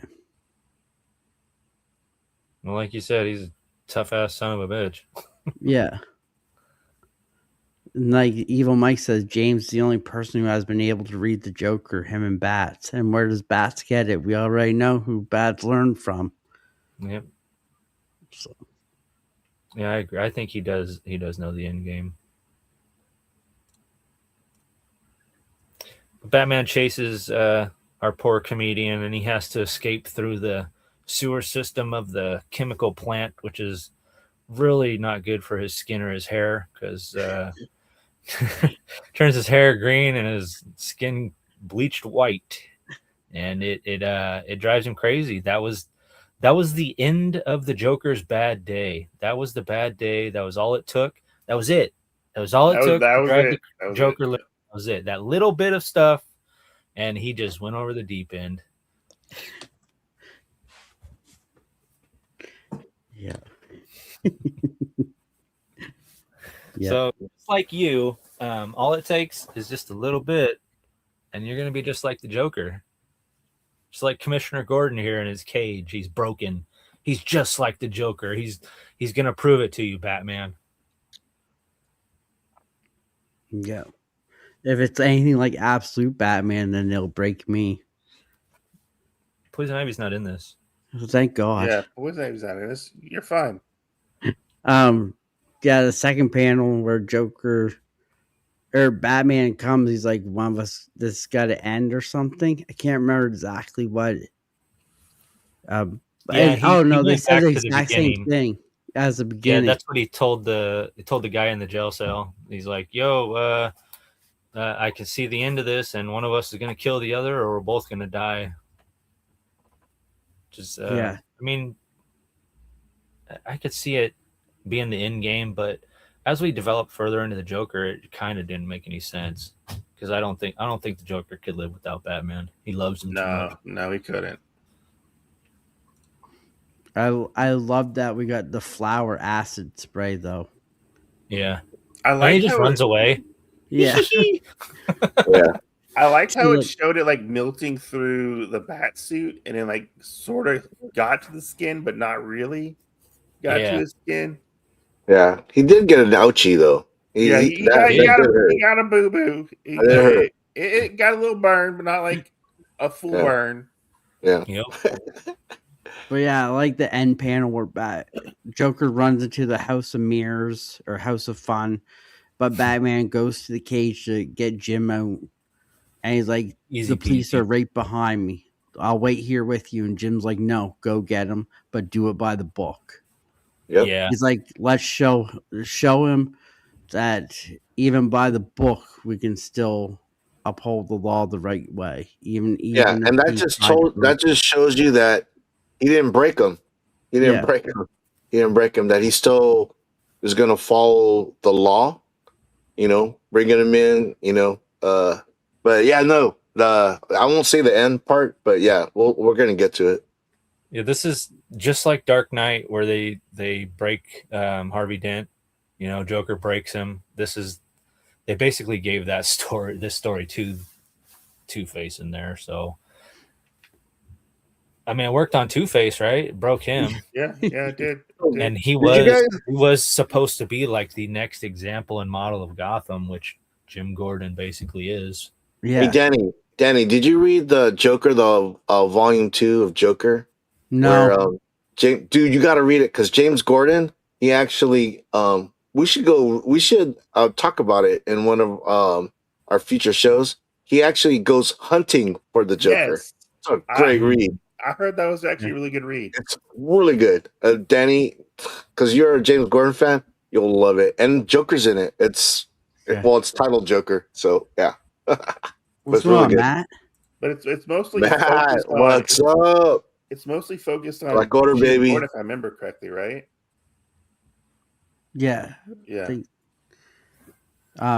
Before we move on to these next panels, Callie, just a couple of things. Evil Mike says they stress this in the death of the family, and Batman stressing Jason to stay away from Joker even on vacation. Yep. Then he says, and he wants the vigilante to follow the law. Yeah, But yeah, Th- so you can continue on. this was classic Alan Moore telling us all the fascist ways of the world. I love Alan Moore, but that guy, he really does live in his own world. I know that he lived through a lot of stuff when he was a kid, but the world did keep turning and we did move on. So, not everything is a bundle of sticks with an axe in the middle. So sometimes it's a little tough for me. Like he makes this joke here about World War II starting over how many Telephone telegraph poles. poles. Yeah, I was like, okay, thank you, Alan. That's Yeah, a total Alan Moore line right there. that was really weird. And then World War III almost Yeah. starting over a flock of geese. Yeah, that's total Alan Moore stuff. But I mean, if you read him enough, you kind of expect it at some point. When somebody is spilling the beans, that stuff comes out from him every time. Yes, they did, Matt. You're right. Leave the grumpy Even though wizard alone. hey, he lives in a castle, dude. Oh, man. Yeah, it's kind of funny because the Joker's like, "Why aren't you laughing?" It's his jokes have not been funny. He hasn't told a funny joke yet, like in this No. whole book. And I think Alan Moore really stresses the point Data. that he's not funny, whether Yeah. he's a clown or a comedian or just your average Joe. He's just not a funny guy. He's But then just Batman sadistic. says he's heard it all before. Yeah. And he tells him one final joke. And then we got the cops in someone's background. Yeah. Batman's on the way. Don't worry. But yeah. Continue. Yeah. Third panel. Anybody else want to chime in on any of these panels? No, I mean I'm good. Now, I love it when uh the hero goes into like a fun house, and there's always going to be traps and shit, and they always do the mirrors. It's like, so it's been done like a million times, but I love to see it. I love it when they go in there and there's like that maze of mirrors. It's just so classic. Right here, where Batman smashes through the mirror. Yeah. Yeah, he's done. He's like, I can't sit through another one of these jokes. I'm just gonna kick your ass. He does. He beat the shit out of him, man. I mean, Yeah. I kind of expected him to go a little more crazy and like really pummel him, kind of like he did in White Knight, where he just almost obliterates his face, dude. Like Yeah. that's kind of what I was, for Barbara, come on, get a couple in there, dude. Toe for toe, Batman always gets the upper hand. But the part in the middle with the gun where it goes click and that's funny. He's like, ah, shit. Because he really wanted to shoot him. It makes you wonder why he has that gun, right? Yeah. Because he has the bang gun all the time, but that one's just funny. Wait. Like,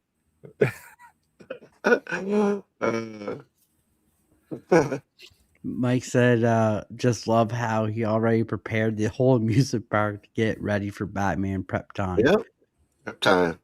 Yep. yeah, and we go back to the premise where Batman says, "Look, dude, this is just out of hand. We're gonna end up killing each other," And that's when the Joker like starts to actually break down, and you get a little bit of a mask off, Yeah.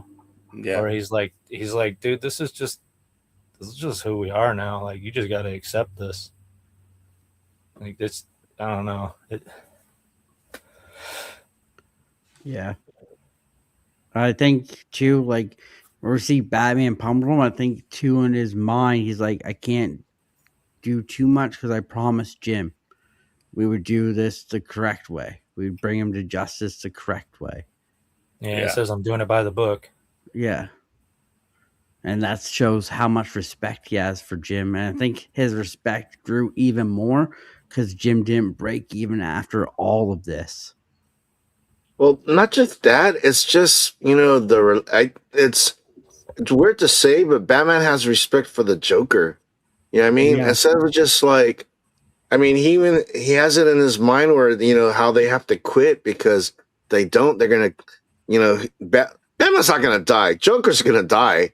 It's like, but he gives them the benefit of the doubt and he says, you could kill me, or I could kill you. Do we really want that? And it's weird how they have that relationship. Yeah. Because Batman hates crime. It's great that you say that, because that's like exactly where Alan Moore wants you right now. He wants you to think, what would Gotham be like without these two guys? Would Batman be willing to kill Joker? Would Joker kill Batman? Like, all these things are going through your mind right now, right? Yeah. Like, what would happen if Batman did kill Joker? What would happen if Joker killed Batman? Well, what would happen if they both died? It's like, there's a lot of open thought here, and that's what I like the most about the end of this book. It raises a bunch of questions, like what would they be like you said, and it's very much like it feels like a vicious cycle between like two people who are in a very abusive relationship. Yeah. Right? Yeah. But they can't let go. But they can't let go. Yeah. Yeah. I want to ask you guys about this joke. So Joker tells them there's two crazy guys escaping a mental institute, and they're jumping across the roofs to get the freedom. And the one guy, he's like, I don't want to jump. And he says, well, I'll tell you what, I'll shine my beam across and you can walk across the beam. And the guy's like, what do you think? I'm stupid? You just turn it off when I'm halfway across. So a lot of people think Batman's the guy holding the flashlight. I personally think Joker's the one holding the flashlight, because Joker doesn't have to trust Batman ever, right? Yeah. If they were to escape this reality together and both get out of the madhouse, it's going to take an enormous amount of trust from Batman, not Joker. So Batman's the one that's going to get halfway across, and that light's going to get turned out, and Joker's going to end up still being a villain. You know what I mean? Like, I know I'm kind of twisting it around the opposite way, but that's really the way that I feel about it, is that Joker's the one holding the flashlight, not Batman, because Batman has to trust that Joker's going to hold the beam on so they can both get across and escape insanity. You know what I mean? Yeah, no, I Yeah. get you. I honestly never picked up on that when I read this. Well, okay. So I don't know if this actually how I do laugh every time I read that, and the joke was actually pretty funny. I thought that was pretty funny. But the It thing is. is like, okay, if you look at the second page, the middle panel, doesn't it look like he's choking the Joker? 'Cause he No. is. Does it? Nope. Because they're laughing, but I don't know. Slapping him on the shoulder. Ha ha ha ha. So can we? I know a lot of. So, are we going to get into this? Can we get into it? Do you want to get into? All right. There's Oh. speculation that Batman found the poison spike and that it scratched him, and he thinks that he's gonna, go crazy like the guy on the pink elephant. And so people think that Batman's gonna die, so he determines that he has to kill Joker because without Batman, who's gonna stop Joker? So they're speculating that he broke his neck right there, but it's impossible because the haha and the ease, they keep going and Joker's still standing, and it's like if he broke his neck, he wouldn't be standing. The He'd thing is, be collapsed onto the ground. Well, Yeah. go ahead, Mike.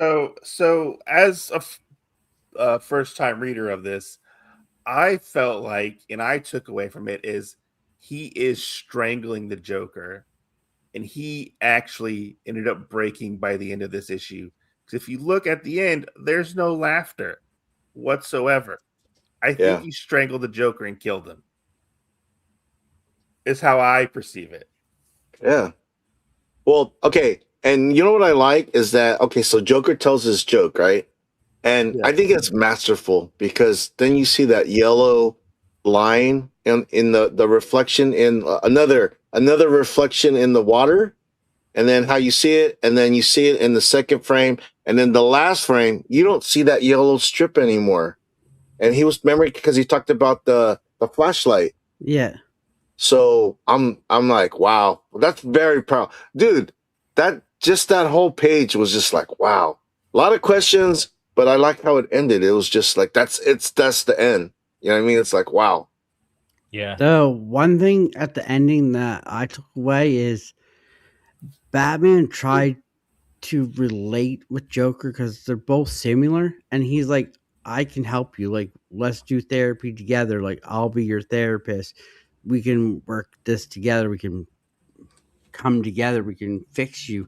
And it almost clicked in Joker's head, like, hey, maybe he's right. Maybe he can fix me. Maybe he's gone through what I've gone through. And that's what got me. It's like, for a moment there, it's like the Joker realized maybe this could work. Maybe he can fix me. Maybe I don't have to be like that. And then, as in Joker fashion, he just snapped back to reality. Yeah. I took it as the cops pulled up, they got there, they turned their headlights off because the siren went off as well. It's like Gotham, nothing has changed in Gotham. Our opening panel was raindrops hitting the ground, and our closing panel is raindrops hitting the ground, and nothing has changed in Gotham. And then, like, at the end, it almost seems to me like Batman choked him out because you see the laughing, then the laughing stop. It's just like he choked him out. He just wanted the laugh to stop. The panel description for this from Alan Moore was they both collapse into laughter, leaning against each other. So they're both supposed to be like leaning on each other, laughing hysterically. And, if one falls, the other will fall too. So that had a lot of imagery, but they didn't put it in. So read a couple things here from the chat. Bleeker says Justice is blind. Could have got a few more punches in, I think. I agree. Yeah. Even Mike, he has compassion for a piece of humanity that Batman only sees. And then Yin Yang. Billy says the abusive relationship from Batman's perspective is where my willing suspension of disbelief has a problem. Yeah, and in logical reality, yeah. Evil Mike said that's right. that is the right way. Joker with the flashlight crossing the abyss. So notice that the laugh fades away.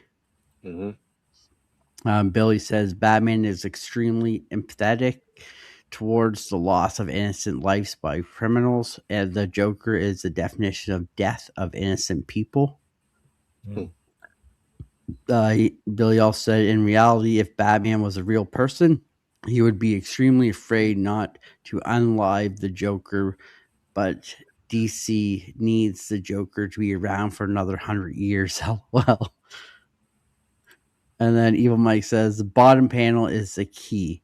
Bottom left shows the green stuff crossing the line with both feet. Second panel, just the green crossing, and then no light, no green. My take was Joker's crazy leading to bats. Hmm. So chat is popping in. Collector P, what's going on? Hey, any What's up, Batman Paul? fans in here? I think it's very interesting that we all have different outcomes for this book. I think that's Yeah. what makes this book so interesting, is that it is left to our own interpretations of what happened. You know, Yeah. The problem is people want him to kill the Joker, which yeah, is completely contradictory to where Alan Moore is taking you in the story. Like he's trying to show you that good can prevail even when evil is at its finest. So if Batman killed him in the end, then the rest of the story is moot. Like you can just throw it out the window. Bleaker. Yeah. I took this a whole different way than probably I should have, but I took this as Jim Gordon is one badass son of a bitch, and you cannot break that man no matter what you try. He will not. Well, you got to watch break. that Joker too. The second volume. You got to read that. Okay. You got to read it. So have you guys ever been in a really good fight, you know? And after you're done, you both look at each other and you're like, damn, you just shake hands and walk away. Like my wife, when I fight with my wife. That's Yeah, what this yeah, is yeah, to me. exactly. Them sharing the laugh is them realizing where they are, shaking hands and parting ways. You know? Yeah. I mean, look, even in that panel, Joker's got his hand out. He's like, let's shake on it, buddy. Yeah, he probably has that buzzer in his hand. Yeah. So here's our quote of the night, and then we're going to do our community shout out winner. So Hey, quote hold of on. the night. Are we gonna rate this one?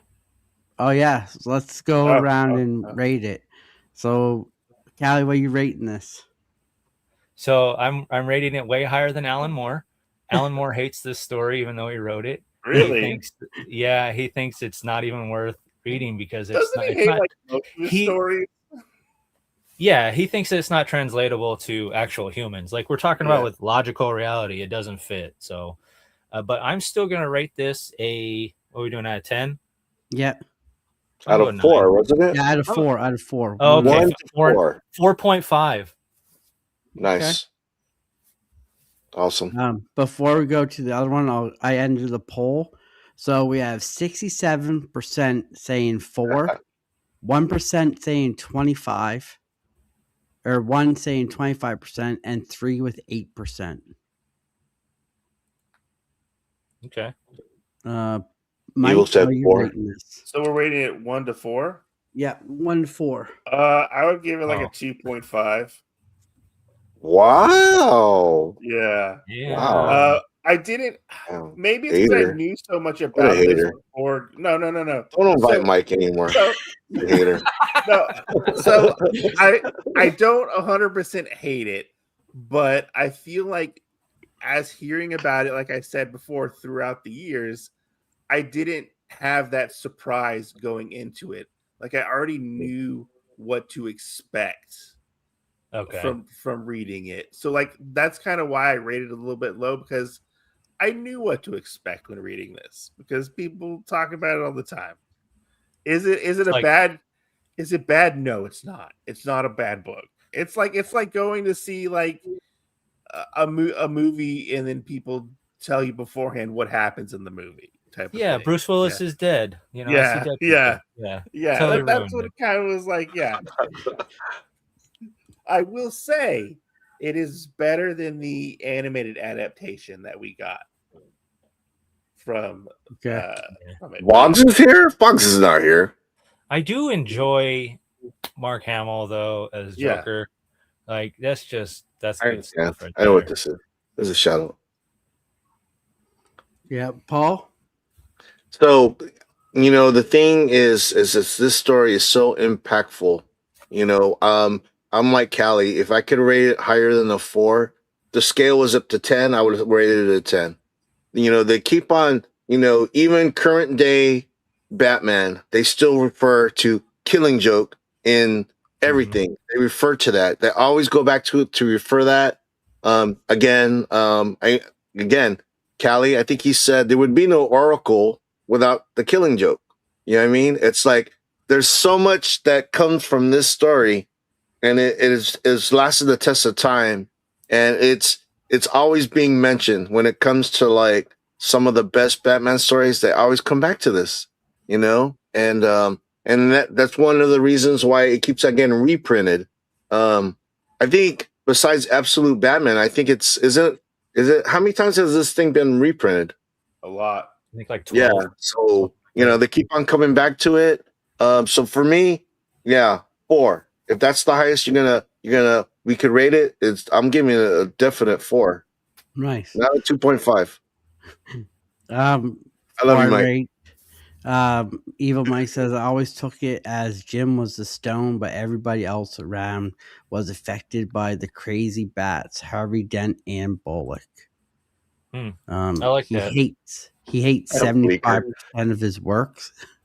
Yeah, He does. Alan Moore hates everything. He complains about it because Everything and he says everybody.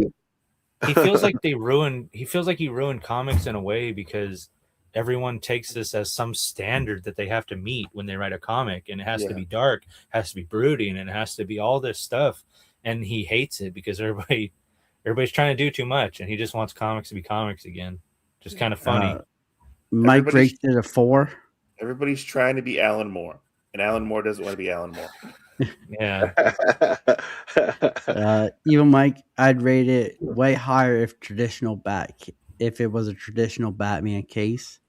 And he's right, because there's no case here. There's no detective work. Joker gives him the tickets. Like Joker did all the work. He did all the heavy lifting in this book. Yeah. So for first time reading this, I'm going to give this a 3. Okay. Fair grade. I didn't Fair read anything. I didn't look into anything. This is my first time actually reading it, even learning about it. I just wish we got the real origin of Joker instead of the fake story. I think that would have been a lot better. Because I could tell like right from the get go that it was fake. Yeah. Because Joker loves to joke. Yeah. And I mean, the Mobius chair does tell Batman that there's 3 Jokers anyway. Yeah. So Yeah. Well, clown, okay. the comedian, and I want to add to what Danny said. Doesn't the bad guy always think they're the good guy? Yeah. So I think morally put themselves above. Yeah. Okay. But some just don't care, dude. Some men just want to watch the world burn. Yeah. The quote of the night, Joker quote of the night for tonight. I used to think my life was a tragedy, but now I realize it's a comedy. Joker. Haha. Comedies are sadder than tragedies. Yeah. All right. So let me pull up this because this is our community shout out. So this is everyone who's been part of the community shout out is all put on this wheel. So you guys have a chance to win. Yes, Callie? So Robbie Josephs is on there twice. Is one of those Robert Pop Springs? Yes. Okay. And then, yeah. So you have a chance to win Batman and the Signal issue 1 and 2. Nice. Out of the 3-part miniseries. Is that going to tell us why Duke is a Robin? in Absolute Batman? I don't know. Maybe. Well, Okay. he was a Robin at one point, right? He was No, I part of don't the. think. I think he was part of like the We Are Robin story, and he was like he dressed up as a Robin. Okay. Oh, Maybe. All making okay. more sense. All right. All Are right. you So guys which ready? one's Robert Pop Springs? Is he blue or green? Robbie, if you're in the chat, what color do you want? Blue or green? Give me a number to shuffle. Give me a number. 5. 1, 2, 3, 4, 5. All right. Oh, Good luck, Here we go. guys. Good Good luck. luck, everyone. And 3, 2. I hope Boggs doesn't win it. Oh, damn. Aw, Don't say that. that's cold. Don't say that. Joking, Boggs, gonna Boggs, win. Boggs, Boggs, Boggs. Oh my god! I thought Boggs was gonna win. Oh, Dave. Yeah, Dave, Dave. just your average No, geese. we're gonna need you to Congratulations. spin that Oh, again. well deserved. Well Spin it deserved. again. It doesn't Yeah. spin right. Spin it I again. thought you called it, Danny. I thought Boggs was gonna win that. Phil, what's up, dude? What's going Yeah, on, Phil? let's That's go. awesome. Congratulations, Dave. Boggs. I love you, Boggs. You know that. But I would have died if it put up to Boggs. Then you would have known it was rigged. Oh my god, that's But funny. yeah, awesome. I hope you guys enjoyed. But now we why don't we show what we picked up this week? You guys want to show some stuff? Sure. I don't got a lot, but I got stuff to show. I haven't picked All up right. my stuff this week. Of course you didn't. You got the rude of the show today. You're the Look, rude. my comic shop's only open on Fridays and Saturdays, and I couldn't make it on Friday. All right. Yeah, That's sometimes nice. the week's rough to get to the Even Mike. LCS. Hey, Boggs needs some more DC in his life. I know he does. Jinxed So, himself almost. So this is my pick of the week. I thought this was I love this story. It was for a first issue, it was amazing. And it was funny too because and this is a non-DC book. Deadpool came out with the number one, and I was hoping Deadpool was gonna be like this book, but again, Deadpool's Deadpool, so it was a lot of slapstick. I didn't want that. I wanted a badass mercenary that messes people up. This was the book right here, Deathstroke. And the cool thing, Yeah. I'm gonna turn off my background because it's gonna mess with what I'm showing. None. All right, here we go. So this was one of the Batman villains that Danny highlighted a few weeks ago. I'm loving this title. It's I'm not gonna do any spoilers, but this was my favorite read of the week, and it's Batman related. So all the books I'm showing is gonna be Batman stuff. It'll That be one's- on next week's show. That one's Yeah. high on my to read list. Nice. The Deathstroke So, one, yeah. and then I also got some different variants. Nice. So I like this. The yellow background pops. So I thought that was cool. I picked that up. And then they have a one that's not shiny. I picked the shiny one. Yeah, little foily action. And then of course, con season's coming up. I don't go to WonderCon this weekend. WonderCon is the following weekend, and I'm gonna bring this one right here. Hopefully I could find somebody who could do some dope art. For not, I don't want to pay $500, guys. So you know what I mean. I'm gonna get a guy who's less expensive, but can draw his ass off. I did get the blank of this. This comic I didn't like so much. It was kind of Deadpoolish, and I'm not a fan of that kind of stuff. The Lobo. But I did get the Lobo one. Yeah, see, Callie got it too. Yeah, I do love the character though. I think Lobo, seeing Jason Momoa on the big screen play Lobo, that's gonna be amazing. I'm looking forward to that. And then the last book I'm gonna show is Nightwing, a book that I've read since issue 1. New story arc. Exciting. New I artist. know we're doing Killing Joke, But if we were talking about this, I was gonna talk about this. Next week. It's good. It's I on like next it. week. It's a different. The vibe is totally different than the last arc. I'm into it. I'm ready to talk about it next week on Dan's show. I'm gonna be in Anaheim. I'll be on this show in Anaheim, on my phone. So I'm not gonna have this background. I'm gonna have a background of a hotel room in Anaheim. So yeah, next week, next Friday. Nice. Callie or Mike, do you got anything? I got a few things. All right.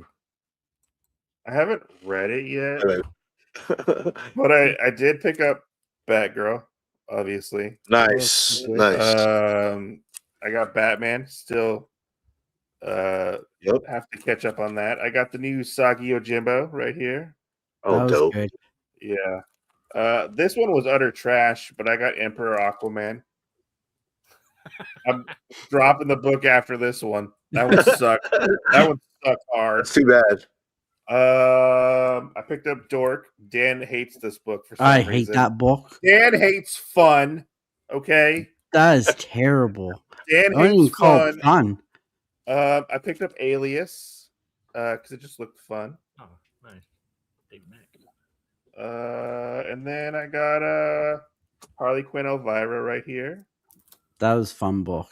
And then last I picked up I got another one. Sorry. I got Daredevil Punisher right here, number 5. Ooh. And then this one also kind of sucked too. But Invincible Team Up, issue 14 with Spider-Man. Nope. It wasn't the greatest. I'm glad I didn't spend like $50 on the original. But yeah, that's all. Is it worth more than $50? I think it's worth more than $50 now, but it's not a good story. It's not a good story at all. Huh. Okay. So, shout out to Putrid Stone Saw at Black Order Comic Club. He posted this book last week or 2 weeks ago or something, and I collect comics that that have a the same video cover game? as. Yes, I It collect is, comics yeah. that have the same cover as video games. So, Blast Core is a Nintendo 64 game, so now I got to find that, but that's like $50, so it'll be a while on that one. And I got a bunch of books from Bleecker Street Comics. He does live auctions on YouTube. Really good prices. Check them out. I don't know where Trev's at. Good. I got a Dr. Afra. Oh, Dr. Afra. He's probably gonna Trev's gonna pop up. You said the name, right? Ooh, nice. do you have the one Colors. where they What? do the homage with Marvin the Martian, where he has all the rings? No, I have a Santa Claus one. I have a Lobo one, and some other one. I don't remember what it was. Thundercats. Thundercats, And- nice.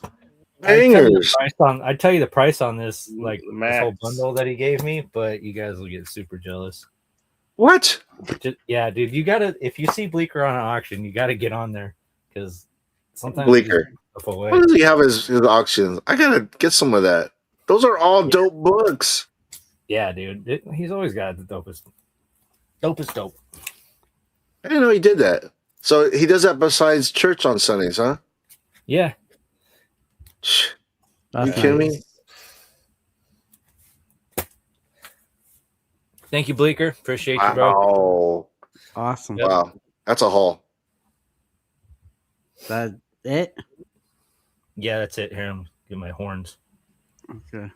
So, Danny, you know what's so funny? I had a giveaway on last Tuesday's show, and I gave more than I wanted to. What do you call it? Cliff, he got me. Goes, that's not enough. You got to put more. No, is that I was like, oh shit. So, I think it was Missing Mars yeah. who won. Dude, he got a haul for me, so he better do a video because I gave him some dope ass books that I didn't want to give away. But congratulations to him.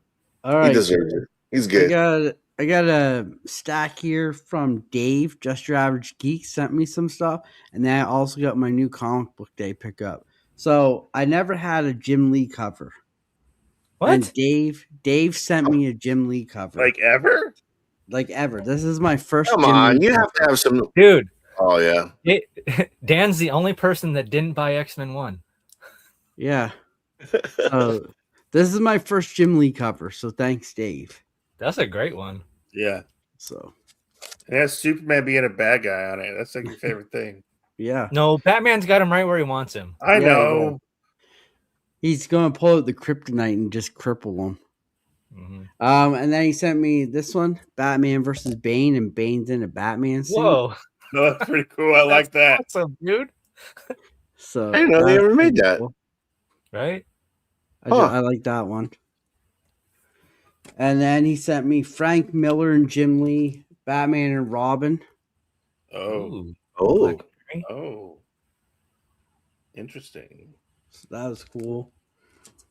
He sent me the Psylocke cover.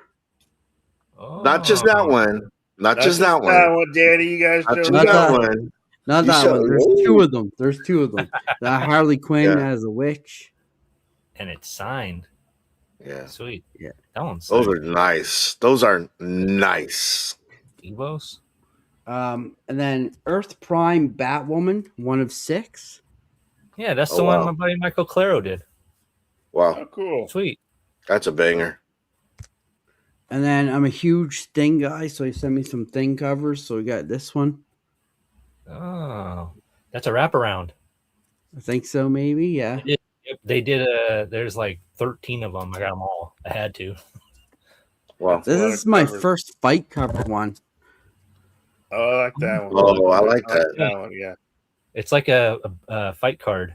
Yeah. hmm Steve says, "Hey, you're not alone. I don't have X-Men 1 either." What?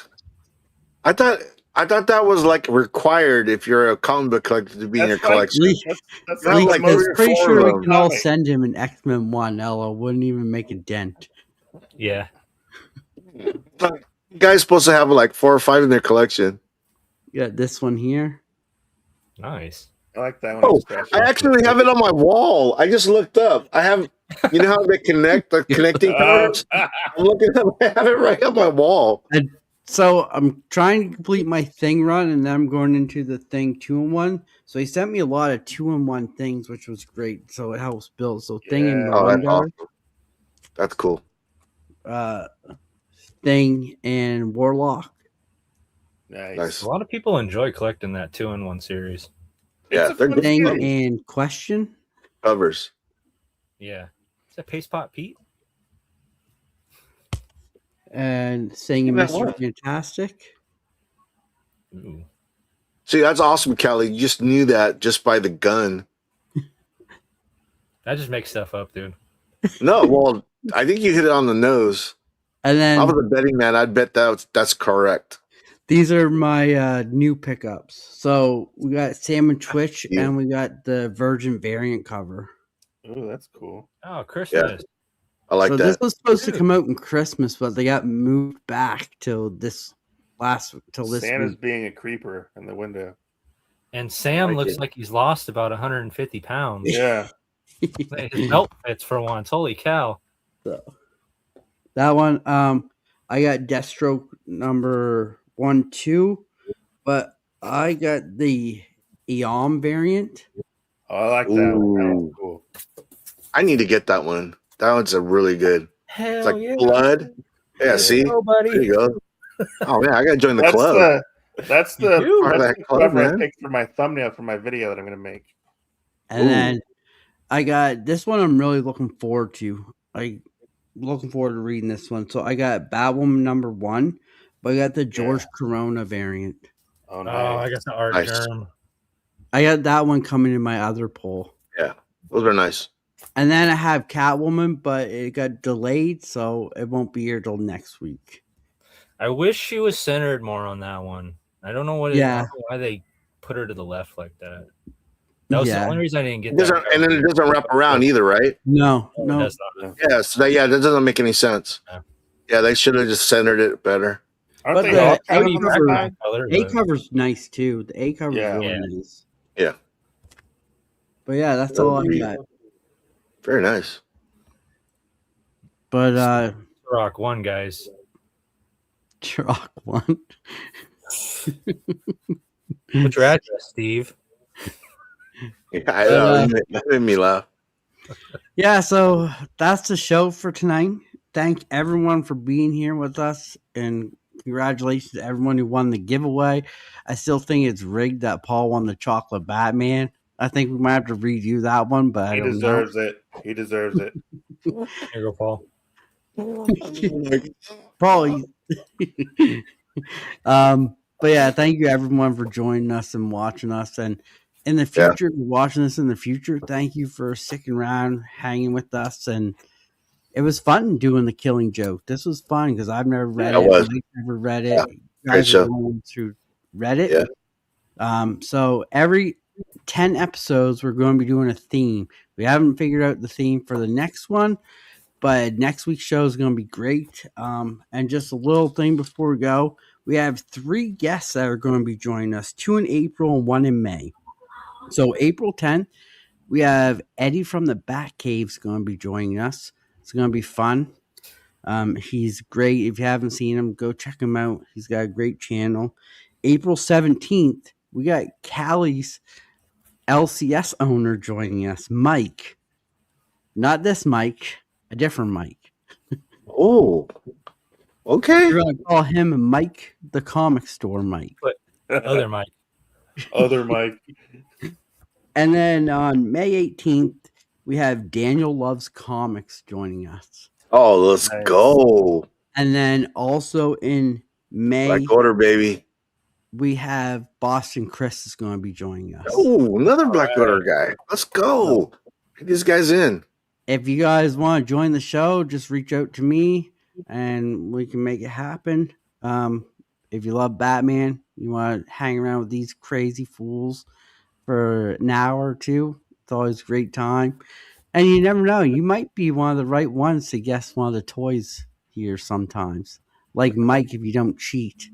I haven't got you didn't it say that. right. You didn't say you couldn't use Google. First time we started doing it. But no, thanks everyone. As you always know, that bat light's got to go at some point, and this is the time it's got to go out. So we'll see you next Friday. I never said thank you.